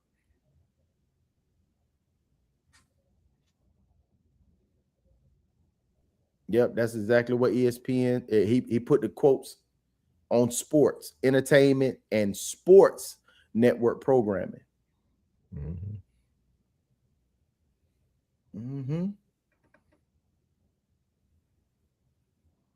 Well, we could be on this the whole damn shit, we could do like 4 hours on this, one take. We'll appreciate y'all, but like even this one right here, when Ted was saying they were bought by the Saudi Arabian company, I sat down with Plug, man, like I forgot what holiday it was, and I told him, I said, man, sports is starting to be bought out by the international world. Like sports is about to start looking very different. It's different when the rabbit got the gun, man, because everything at the end of the day is about money. You know what I mean? So everybody got their hands into it. Yeah, everybody. Here is greed. Over there, it's about the sport. It's about giving it to the people the way they want to view it. Here, it's about greed. Yeah. So, yeah, man. So that's Ryan Clark, man. We'll probably touch this again, man. No middleman. Yeah, we might, or me and Plug might bring y'all something special, man, because it's a lot here, man. It's a great conversation. I think it's a great conversation. We were able to see a lot of what's not just going on in the networks, but what's going on in people's like personal thought process, how they think through things. We did talk about a couple more people who actually were let go. And one of the people who were let go and had a totally different outlook on this was the one and only Cam Newton. So we're going to slide over to Cam Newton to see what he had to say about being let go. And you could see that the thought process and the feelings are a little different. So here we go with Cam Newton. Oh, the moment that we've all been waiting for, brother. 4th down, Newton's all pagan. Well, Cam, what do we have here, man? We heard the news, brother, and later heard the news about yourself in regards to ESPN. So, we all want to know, man. What's your thoughts? I'll say it this way, man. First off, appreciate all the support. Okay, and I'll take this time to say, my experience at ESPN was nothing less than pristine. Yeah. What I went into this situation expecting is something that I did not expect I would enjoy as much as I did.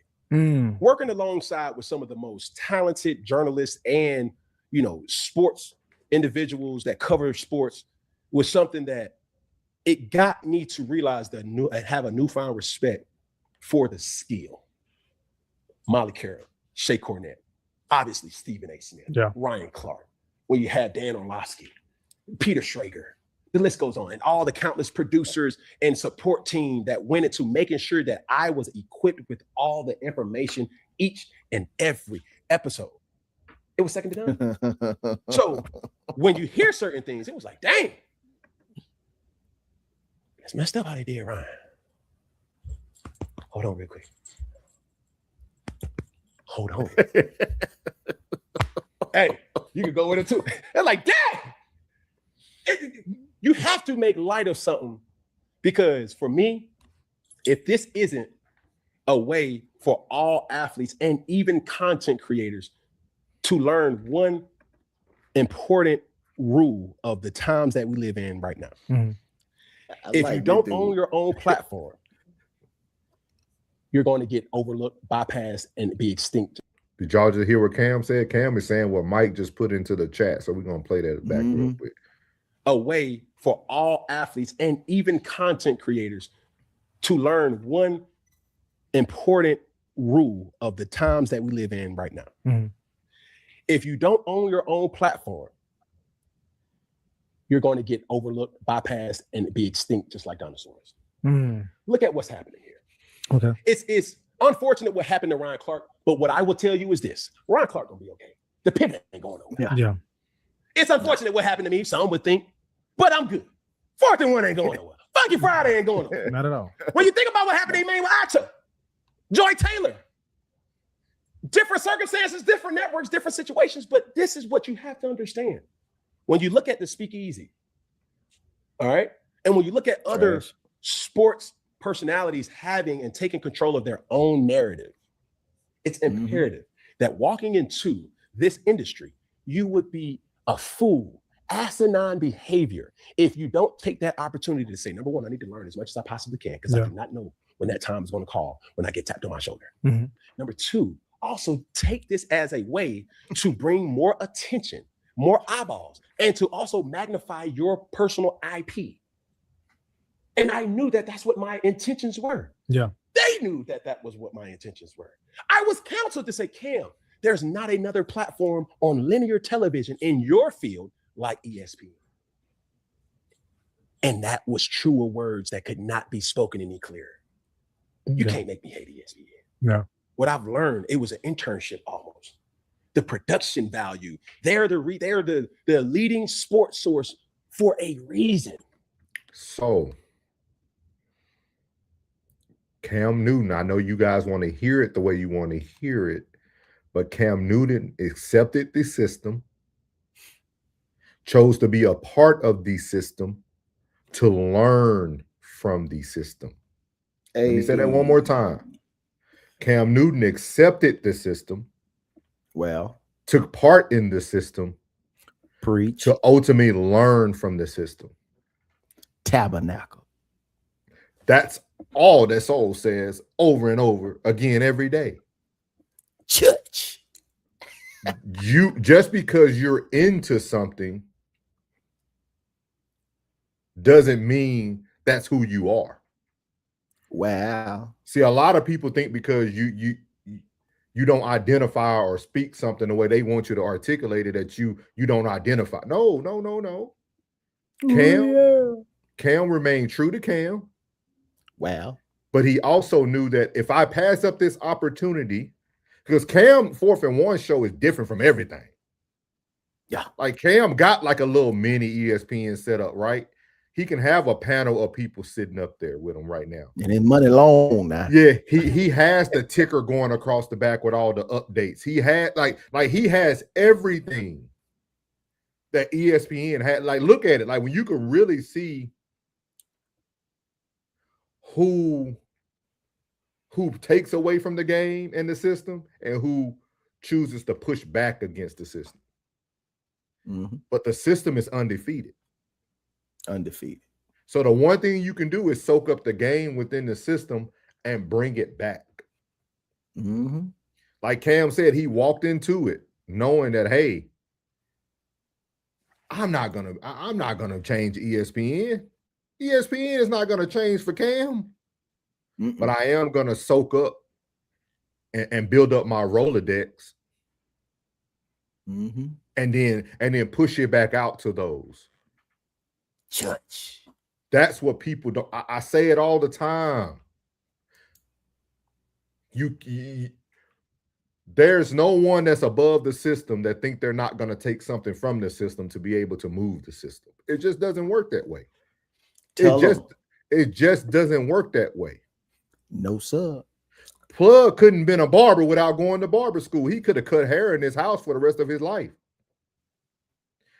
He probably could have made a decent amount of money without being part of it.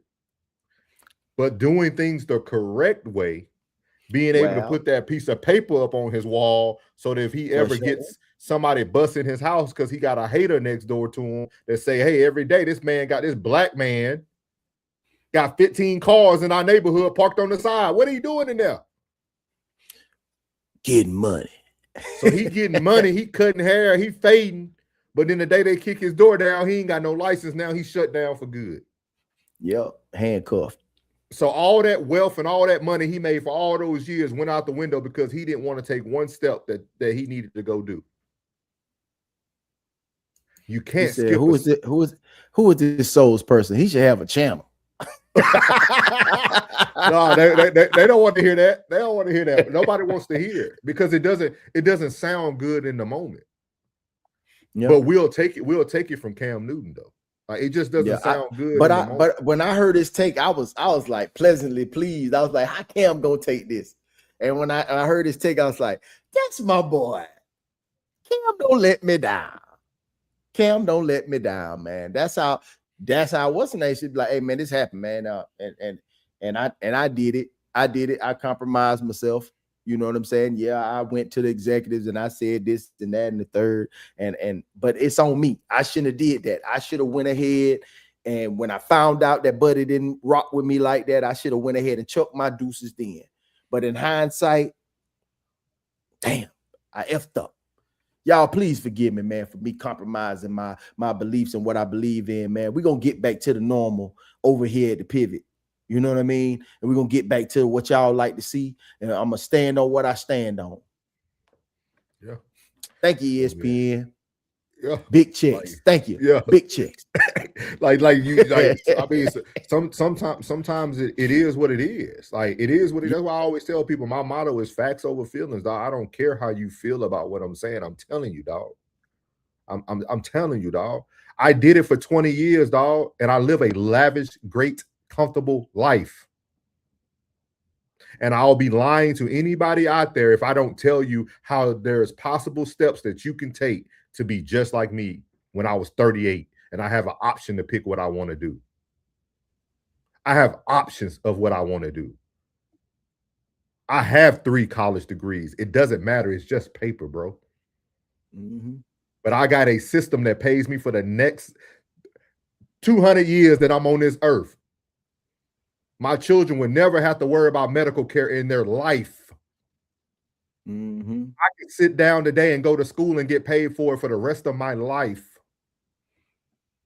198. It might not sound popular to some, but I learned that system.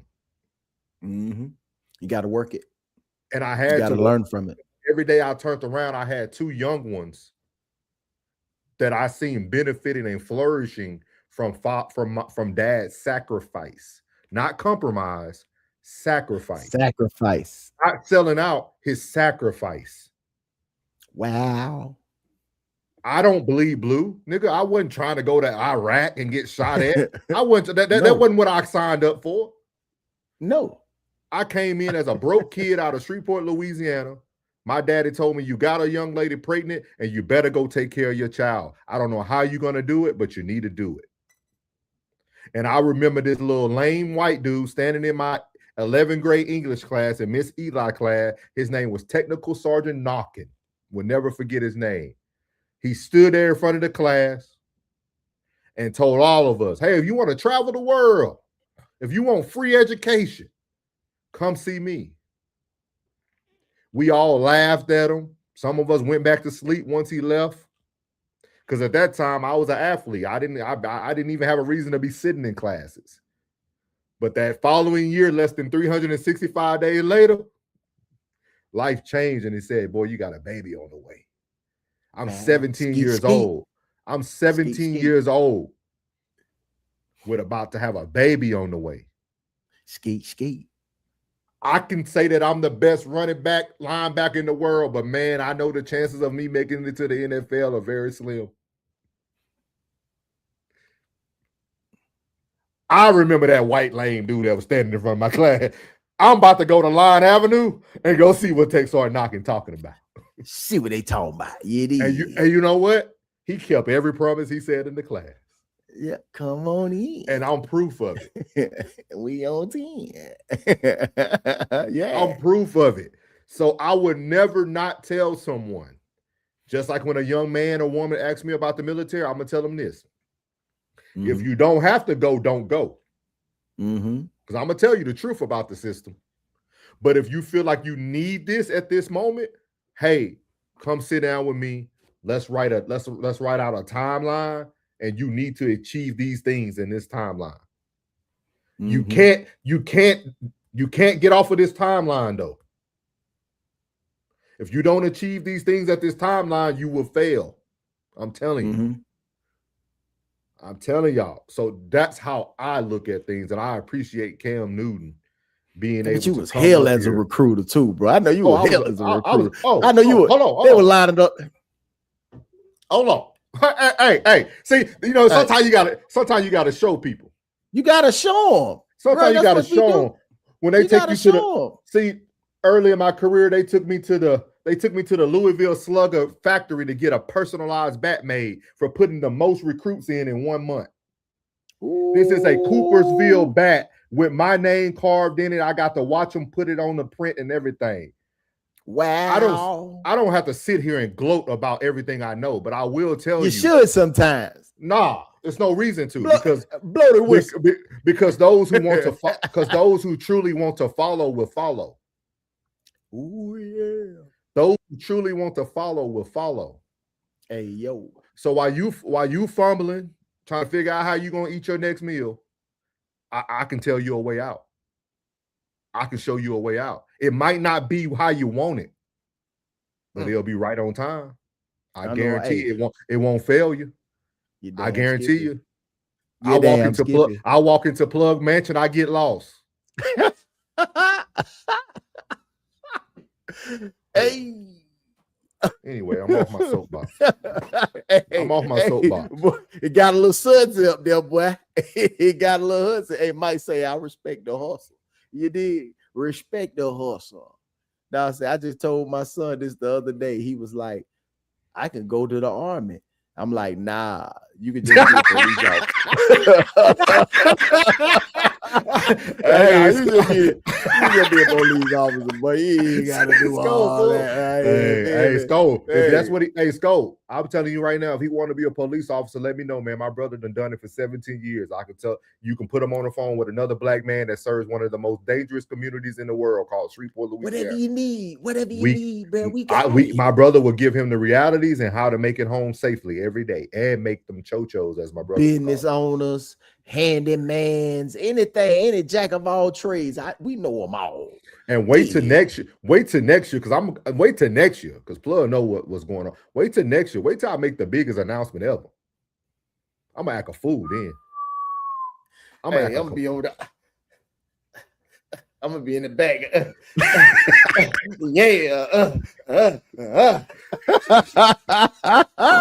For real. And you're gonna have to work. Like Michael said, you're gonna have to work. He said, you can't be on the soapbox if it's real. You did what I'm talking about. Yeah. Hey, 7 on the come out every time. Say less. Hey, for real. Hey, it's proof in the pudding, man. I know a lot of black successful men, man, and I know people don't like to say, "Why you got to say black?" Because that's what y'all want to see. We can gather you up a bunch of them. That's what we need to see. That's what I want to see. A bunch of them. And I'm gonna tell you this: everybody rhetoric won't be the same, but they all have the same vision. They all have the same vision. So. Yeah, my bad, bro. Respect, bro. Respect, bro. Respect. I appreciate everything you said, bro. I'm pretty sure the chat has expressed their appreciation. They expressed their appreciation for everything that was said. You understand me? Yes, sir. Yes, sir. Yes, sir. Man. Yeah, man. It's different out here, that was good. That was cool. We got 2 different takes on one network from 2 different individuals, and bro, and the individuals had 2 different takes, and they took it to 2 different ways. One seen it as a blow to the chest, and the other one seen it as a stepping stone and a learning lesson. And that was very, very appreciated. I appreciated both takes, but Cam take was better. I like Cam take better. I really did. I never seen it put that way, Ted. I like how he worded it. He said, if for one no longer want to be owned, but temporarily for a lot of money can be traded off depending on the job.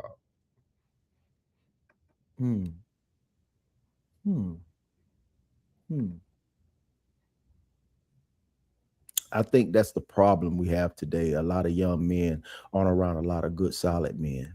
But of course, I do appreciate the young men that I do run into or happen to cut that do have solid pops at the house. I love that. And a solid stepdad too. I love that.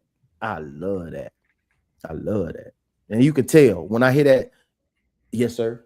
Oh man, that just warms my heart, man. Like, hey, that just warmed my heart. When I hear that, when I hear yes, sir, no, sir, dog, that warms my heart, because not only are you listening to the information that is being given to you at home, you're displaying that outside, and you're making your house look like what you do when you do that is make your parents look good. You make them look good, and you look good while you making them look good. They taught you, and you are applying it. And I'm gonna tell you something. I'm gonna tell you something. What Plug just said is important. I want to give all people this advice. You won't have the thoughts Ryan Clark had once you're moving in that direction. Because every day I can wake up and my father is proud of me. I don't have to go and ask them what they want of me. When my father took his time to fly to Chicago, he showed me how proud he was of me. You see what I mean? It's a difference, right? And I think sometimes that's the root of most of the problem. What's up, B? Cast out cares. What's up? What's up?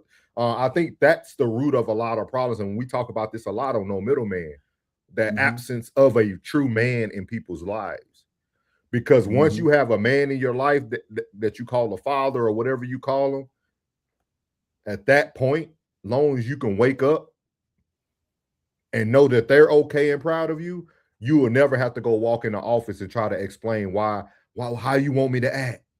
Because my dad told me, he'll tell me, my pappy told me, boy, you shouldn't have said that, boy. Or he said, hey, I ain't got no problem with it, boy. You just spoke your mind. Oh, shit, I don't need no more clearance. Every time my daddy called me, my daddy be like, son, why your daughter got that picture up on social media? You know what I mean? Like your father will guard you from a distance. Like it's hey son, hey, go ahead that comment. All right, dad. All right. Yeah. You know what I mean? So the day my dad called me and he heard something that he didn't like, he'll tell me. So as long as he good and happy, I'm straight. Yeah. Have you gotten that call? No. Nah, okay, but we ain't worried about a motherfucking thing. You dig what I'm saying? Because I know he'll tell you to tell me. If you're like, what's up? Yes, sir. Yes, sir. I definitely do that, sir. Yes, sir. Yes, sir. Already. If you care enough to give me your, man, I'm gonna receive that. Yes, sir. What?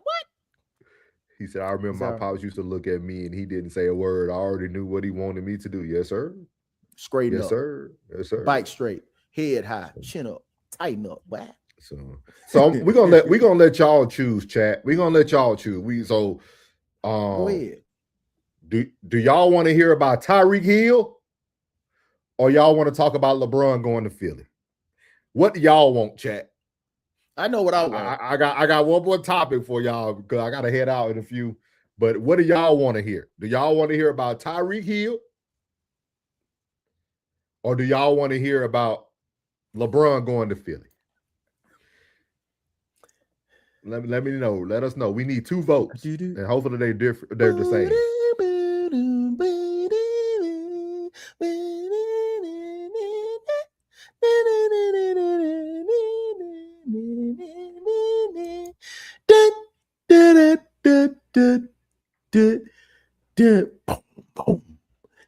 Tyreek Hill. We got 1 for Tyreek Hill. We got V for Tyreek Hill.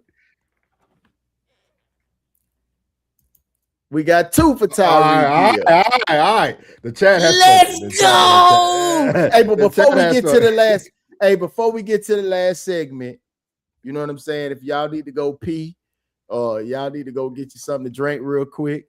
We're gonna take a little pause for the calls. and what gotta do. Yeah, we're gonna take a little pause for the calls, and we're gonna be right back and say, because when you gotta get out of here, bro? In a few. I got about 15 minutes. 15 to 20 minutes. Go ahead and do your thing. Yeah, let me check though. Go ahead. We'll put a pause for the call. We'll play some music. Okay. Welcome to 1181 Pressure Plays. From the bayou to the turf, where pressure creates legends.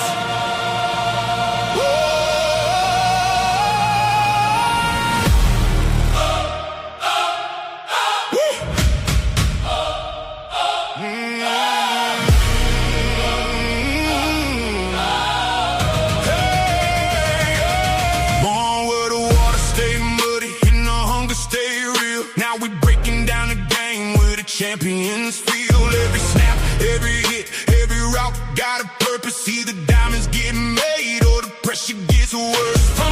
Welcome to the locker room. Feel lights. Every scar tell a story. And we pull no punch. Stripes. No excuses, no handouts, no fear in our veins. Only warriors survive when it's 4th and inches in the rain. This ain't opinions, this is film study. This ain't hot takes, this is blood money. Built for the grind, built for the smoke. Pressure don't break us. Pressure make goats. You love it.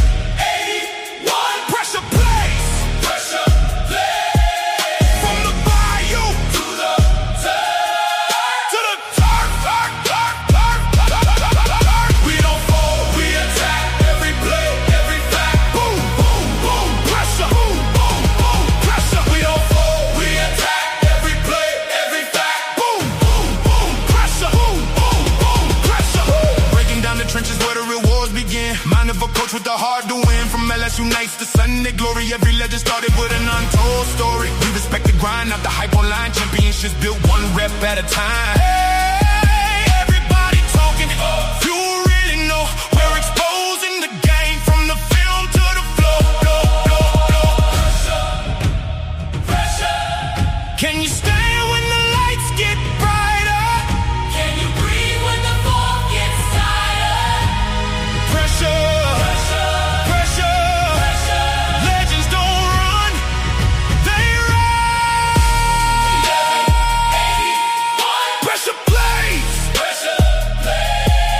From the bayou to the turf. Where preparation meets domination. No fear, no quit, no mercy, no miss. Pressure isn't the problem. Pressure is the standard.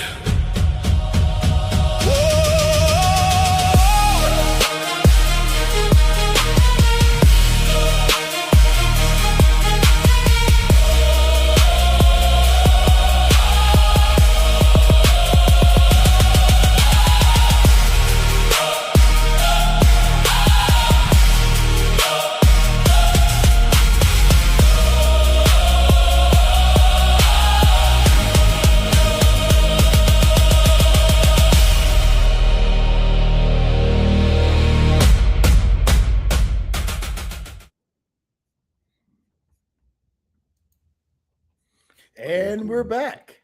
Welcome back, y'all. Welcome back. So we have it here, man. We have Tyreek Evans, man. I said Evans, Tyreek Hill. I'm thinking basketball and football at the same time. We have Tyreek Hill, man. For those who don't know, we're talking about power today. We spoke about Ryan Clark, we spoke about Cam Newton, and then we're talking about Tyreek Hill, who said he has no power in his left leg. And this could be nervous for a lot of sports fans out there, depending if you're a bettor.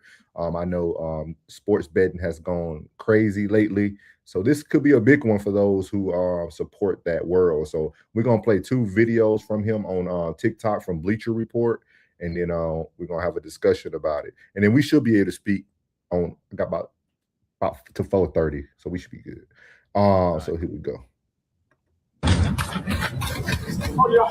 Oh yeah. Anyways, I'm doing some push-ups with my left leg. My left leg is the one that I injured. I have no power in my left leg at all, so I'm trying to regain all the power back in my left leg. I've been activating the quads, the glutes, the hamstrings, the calves. I've been doing all the stability work, all the mobility work I need to, get my knee back right. But it's one day at a time. Oh yeah. Anyways, I'm doing some push-ups with my left leg. My left leg is the one that I injured. I have no power in my left leg at all, so I'm trying to regain all the power back in my left leg. So that's that one, and here's the next one. Right now, man. Oh my God. I'm feeling different, dog. It's another beautiful day in Miami, huh? Where it's raining with no clouds.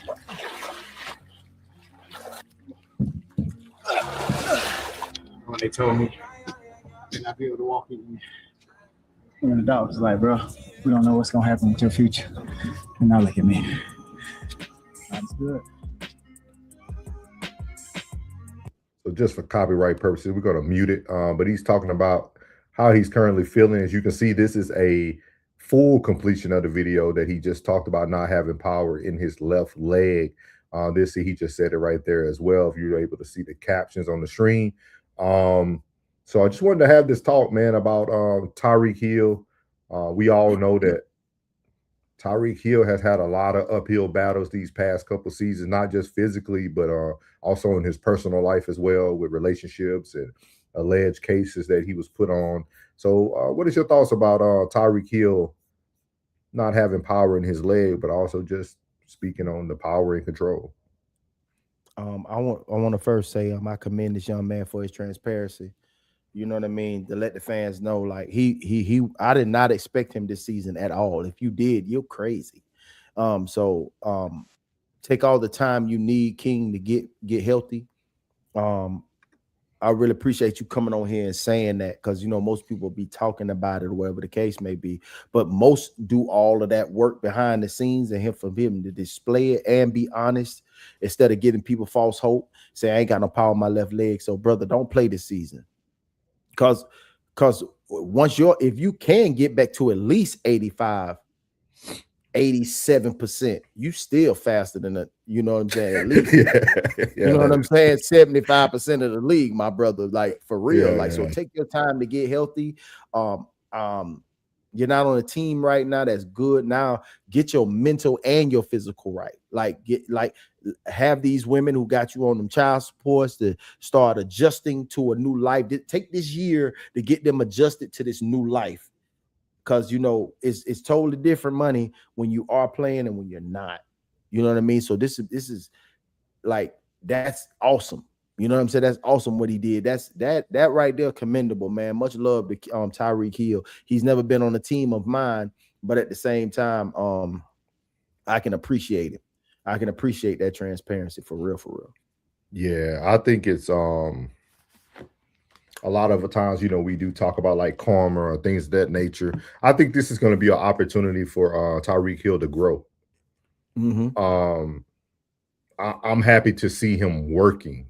Like I think sometimes we take for granted our health, and because you got the past years, he's been able to run the streets, do what Tyreek Hill wanted to do, be the cheetah. You know what I mean? And now God is saying like, hey, all right, I'm gonna sit you down. I'm gonna show you what it feels like to go through the process, to rebuild, rebrand. This is your opportunity. I think he can really capitalize on this. I definitely agree with Plug. I would sit out if you can financially do it. I don't know your pockets. If you can financially do it, I would say sit out, get yourself. You'll never be 100 again, but if you can get yourself a solid 90, 95% somewhere in there, you up back at your top speed at your age, because you are a weapon, you can be used, and literally just document your journey so that people see the work you have put in, and when it's time to come back, dog, you will be a commodity. Like with open arms. And I'm gonna tell you where you're gonna go back to. I think you need to go back to KC. Yeah, I think you need to go back to where it started, where they know how to really utilize you, and really go and play ball, bro. Or it's always a place for you in town. Always. You think so? You think that'll be a good fit? Yeah, in the slot. Oh yes, Lord. Oh yes, Lord. He said, how much is that crib? Like 20 million? Yeah, man, look, he down south of Miami, man. Yeah. He in Miami. It's hard to leave Miami, boy. People do whatever they need to do to stay down there, boy. He said, I used to play football, hurt my knee real bad. Started back when I came back, I never had the confidence to play with that knee. He say to get hit in football, no one has to be real careful. Yeah. No, he has to be real careful. Yeah. Yeah. God is doing more. Yeah. Oh, my bad. I feel you. No, you cool. You cool. No, you cool. Yeah. I can sit on the side. No, yeah. Like I'm telling y'all, man, this is like when I seen it, it kind of hurt me at the same time, man, because like you're like, dang. And sometimes I don't even know. Again, we just been talking about it, guys, today, right? We've been talking about content, what you say, how it can be used. Like, man, like, could somebody now be afraid to gamble on him? Man, he said he got no power. No power. But he'll get it back. But him saying that and him still running like he's running, That's transparency. That's what the owners and his management, everybody's saying, like, yeah, I didn't even expect him to come back this year anyway, but at least he's up and moving. Like they say he wasn't gonna walk no more. That's why, man, listen, man, they practice in medicine. Just believe that. They practice in medicine. And this is strong. Oh, I'm just saying the meddling is strong. They use it in computer chips. I'm telling you, man, like it's strong, man. If y'all don't understand your power and your presence, we're gonna talk about that next week on Story Time with Uncle Plug, man. Shameless plug. So shameless. He said his style of play will suffer. Explosiveness is everything. I don't know, man. Yeah. Because that's his true attribute is his speed. His speed and separation. His speed with separation, that's his true power. So he has to get back to that. But think about it, he has to get back to it. Worst case scenario, he can be an Elderman or you see what I mean? Like he can be that not shifty, not quick, but shifty slot. Like he doesn't have to get back to like what we known him to be. He just won't be going over the top no more. He's gonna be more across the middle. He got hurt in December. No, not December. He got hurt. Yeah, he got hurt in November, December. Yeah, it's like late November. So you're talking about 8 to 9 months of actually healing and rehabilitation. That for them to say he's not walking again, and for him to be able to run, like that is fantastic. He's making fantastic strides. Like somebody's looking at that, talking to their physical therapist, say, now you just seen what he gave us, right? You just saw what he gave us, right? Well, what do you think is his timeline? Be like, I say I would bring him in probably about week 10 just to see and just do like a private, just to see where he is about that time. Just give him that time. But I wouldn't sign him, but I would keep my eye on him. I would definitely keep my eye on him. He needs to go somewhere too. I wouldn't mind him in Chicago. Man, don't get on board them on firepower. But but shout out to Tyreek, man. I just wanted to cover that real quickly. I've seen it. We haven't, because he's been pretty much quiet throughout the summer, and since the injury. So, which is a good thing for Tyreek. No news for Tyreek is good news. So, I do not blame him on that. But we're gonna close out the show, man, with the news that was heard around the world, man. LeBron James chose Philadelphia. I know me and Plug talked about like Minnesota or Spurs or the Heat. We did say Philly too. I know Plug said Philly as well. I think Plug said he felt that he was going to end up in Philly as well, if I'm not mistaken. I'll have to go back and rewatch, but I want to say Plug said Philly, what it looked like. And I felt that Philly would be the choice if he wanted more rings. What I'm trying to do again on 1181, and I know Plug tries to do it as well, we're going to be showing you guys different content creators each week when we're trying to find stories to talk about, so that we can show that we can push these algorithms ourselves. We can get everybody to that level that they want to be at. But LeBron has gone to Philly, man. She said, Philly. I ain't gonna lie, the favorite video I seen was Don Staley video. When she was talking about, hey, I can get Zuri here, whatever you need. Yeah. And I'm going to tell y'all the biggest win out of this whole thing, Bryce is going to Villanova. He's transferring? He transferred out of Arizona. He's going to Villanova this year. Get the frick out of here. Hey, man. Hey, listen. Hey, man. Biggest move of his career for Bryce, dog. That boy finna go learn some good basketball. Let me go tell you this here. I'm going to say this right here. I'm going to be completely honest with y'all. I am not a LeBron fan. I am going to say this. The power and the presence that this man has, 20 some odd years in the league, you got to give him his respect. I ain't giving you no GOAT status. I got my GOAT, but I got to respect your power and your presence, brother. The strings that you can pull as a puppet master you are is commendable, sir. I told everybody it's the LeBron effect. It's the LeBron effect, dog. I've been saying it. I tell people, you can say what you want about him, but the boy gonna move things. And I'm gonna tell you this now: if there's any Philly fans watching, you will lose a star this year. Let me say that again. You will lose a star this year. Everywhere he goes, he creates the roster he wants. Jalen will be there. Maxey will be there. And LeBron and Edgecombe and LeBron will be there. Those four right there will be there. Don't be shocked to see an AD for Embiid. Don't.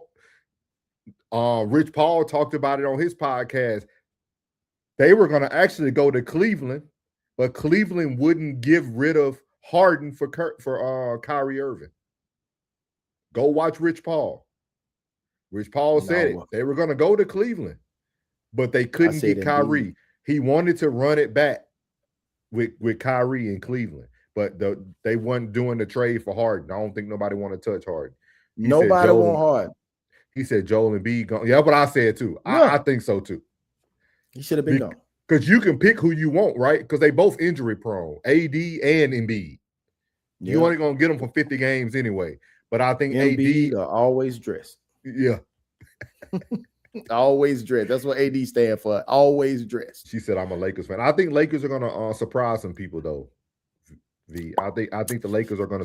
I don't think they're gonna be where everybody wants them this year, but they are building. So just be on the lookout. But just let y'all know next year, Bryce will be a Philadelphia 76er. Do not get mad. Bryce James will be in Philly. Lil Bron is in Lakers. So now you're gonna have Philly. You're gonna just prepare yourselves. And I think you're right, Jen. He set up a collaboration so that he now can play with both of them. He got both of them. I got a couple years with Bronny. I'm gonna get a year with Bryce, and I might get a ring with Bryce now. I might get a ring with Bryce, which will be even more legendary. I'll go 8 with that, right? Oh, that's crazy. He said, "I'd much rather have an AD over an Embiid any day." I think most people would. I think most people would, for real. So we're gonna hear what this gentleman has to say. He actually pulled up.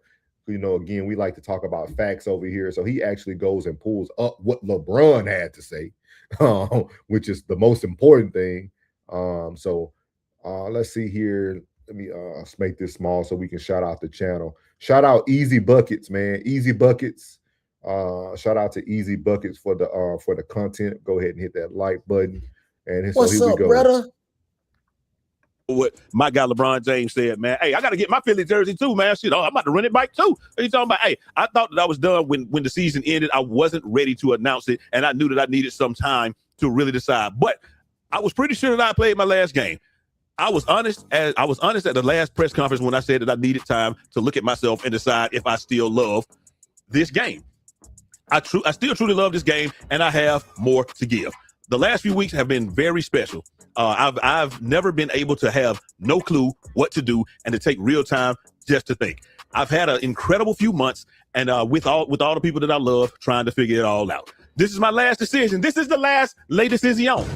I'm not going for the money. I'm not going for family. What am I really playing for at this point? I still want to sacrifice. I still want to work. I still want to grind. I still want to compete, to win, and to have a chance at feeling the feeling of winning another championship. That's what it is, man. He want to win the title, man. I believe that I can help. I believe that I can help make the Philadelphia 76ers a championship team, and I am so excited to energize a new fan base and to start this incredible journey one more time. Thank you, LA. Miami, I will forever love you, and Northeast Ohio will always be home. Signed, LeBron, Ramon, James, the King. I know. So if you heard that last line, lets you know that Rich Paul wasn't lying about Ohio. He even repped them out. He wanted to go home. They couldn't make it happen. See, and that's one thing about LeBron. And like Jen said as well, shout out to Jen in the chat. She said, he did say this decision was about family. He did say this decision was about family. So he did stick to his word this time. I appreciate that he didn't do the antics of the whole, let's go to the Boys and Girls Club, let's sit down, let's make the announcement. I like that he really took the time out to do this and strategize. But we still have to have the conversation now, y'all. We got to have the conversation. What's up, man? Does this decision to collect another super team Mm-hmm. hinder his legacy? That question was asked several times this week, and I said, nope. I mean, whatever's tainted, been tainted. You know what I mean? Like everybody who's old school say you need to stay with the same organization. Jordan stayed with the same organization. Kobe stayed with the same organization. Them the top three we always talk about: Kobe, LeBron, and Jordan.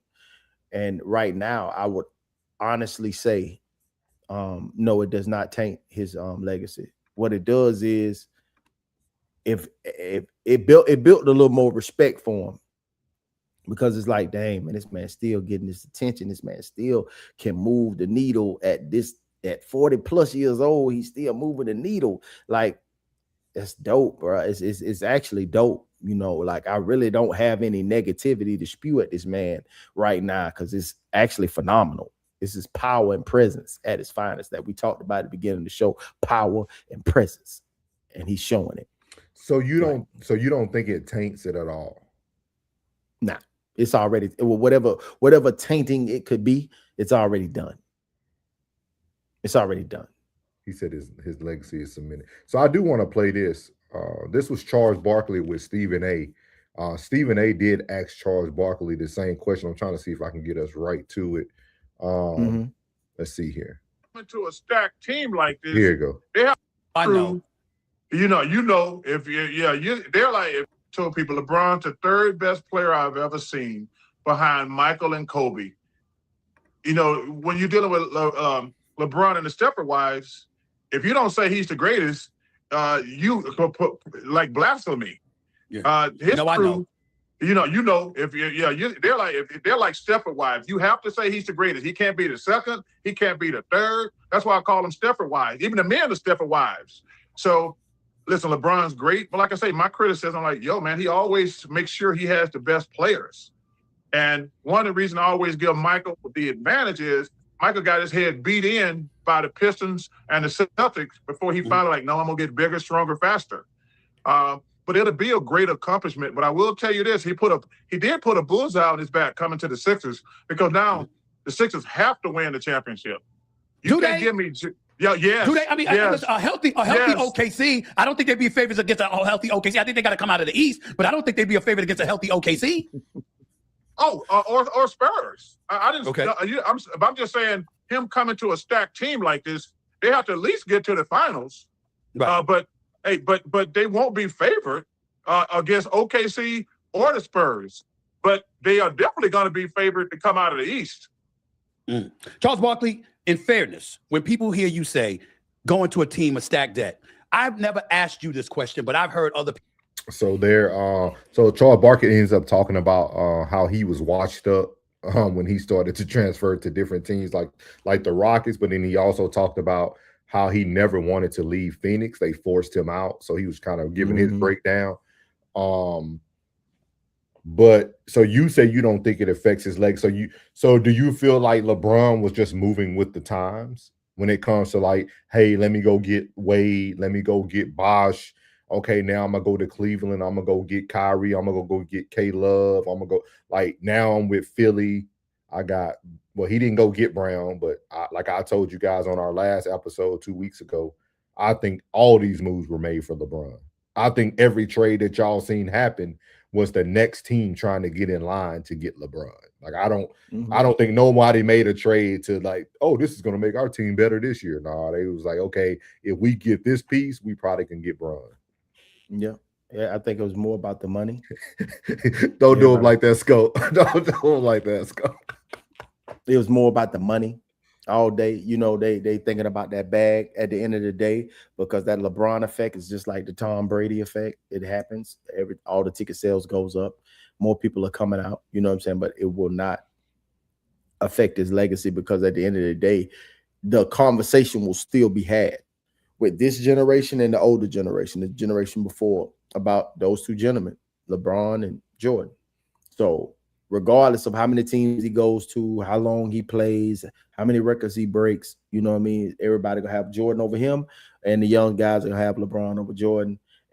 But that target is on the back. But for me, for what was done to Jaylen Brown, I want to say Boston, suck it.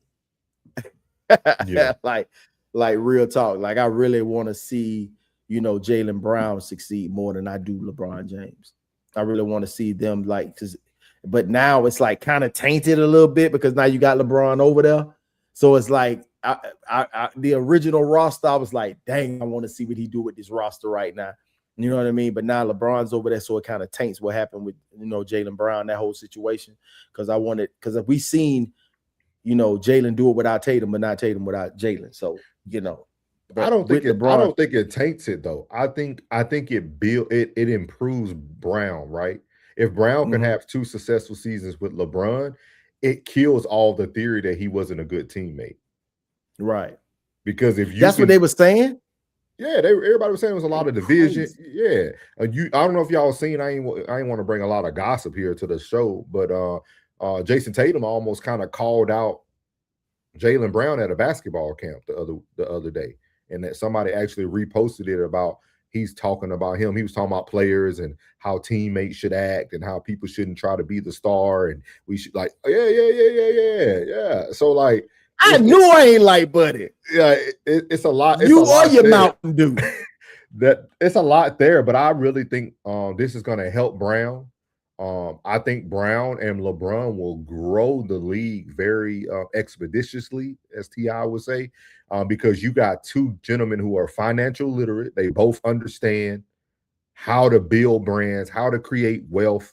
I think y'all will see a transformation in the Philadelphia city. Like y'all are about to see what it looks like when 2 powerhouses that want to make change comes into one city. I think Philly for the next 2 years will have some of the greatest experiences as a city that any team has ever witnessed. I'm telling you. Let's move, dog. Let's move. So let's move. So you said that's smooth? I said let's move. Oh, yeah. He said the man carried the Celtics on his back. That's nasty work, saying that about him. For real, bro. That's nasty work for real, bro. Like the whole team was cohesed without Tatum. He felt some way about it. I told you, I knew it was deep down in his spirit. It was in his spirit. No, man. So we appreciate y'all, man. Gave y'all a good solid almost 2.5 hours a day on this 1181. Probably one of our longest episodes, man. We appreciate everybody who has tuned in, man. Me and Plug will be bringing you guys some updates very soon. Y'all will be seeing a lot of new shifts for 1181, man. So we'll let you guys know how that's going to look in probably a few weeks. But y'all are going to see a lot of live commentary as well in the next few weeks once football starts. He said he from St. Louis, so you kind of have to expect him to be grimy. So yeah, man. But we appreciate y'all, man. Great show. That conversation with Ryan Clark, man, I think it's timeless. I think it was one of probably the best breakdowns I've seen so far. Not saying it because we're biased, but just being able to break down the tape and hear what the conversation is. I think we actually moved very far. He said, bet, I'm a like and subscribe. Appreciate you, big dog. You can catch it on all 3. You can subscribe to everybody who's here, myself, Plug, and then the Raw Society Network. You can pull over there as well. So we appreciate everybody who has tuned in today, man. We will be back next Sunday, same time, 2 p.m.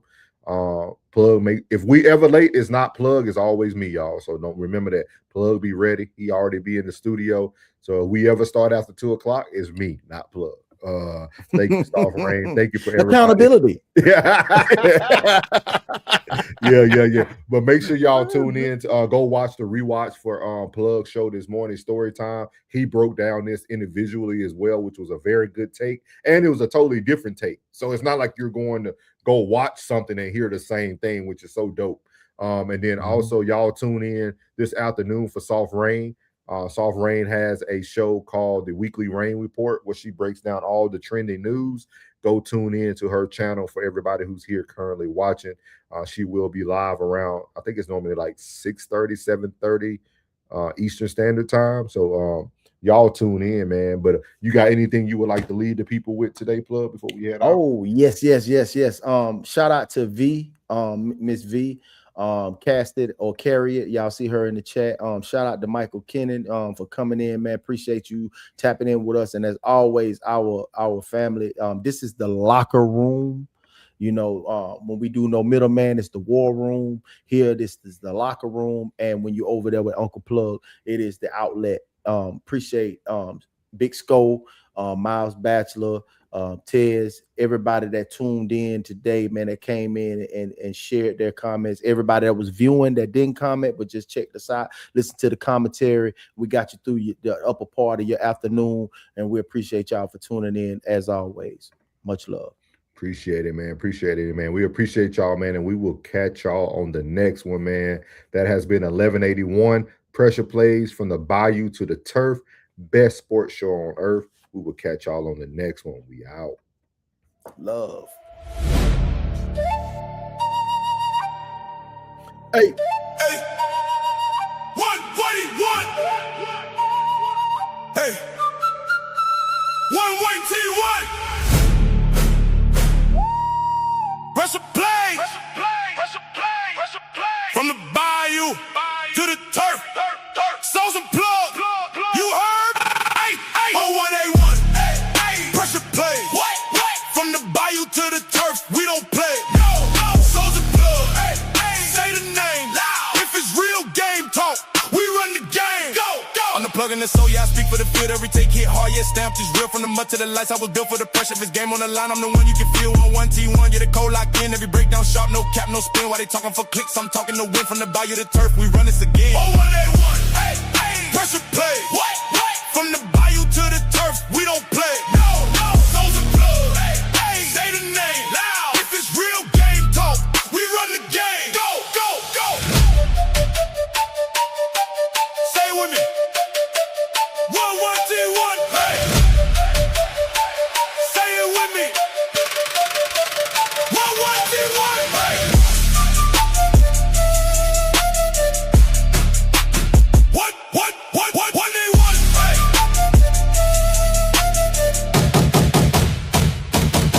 1181. Hey. Pressure play. What? From the Bayou to the Turf, we don't play. No. So's and Plug. Hey. Say the name. Loud. If it's real game talk, we run the game. Go.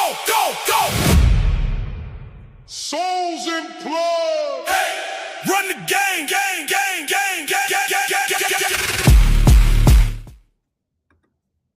It's bigger than talk. It's legacy. Pressure play. Yeah.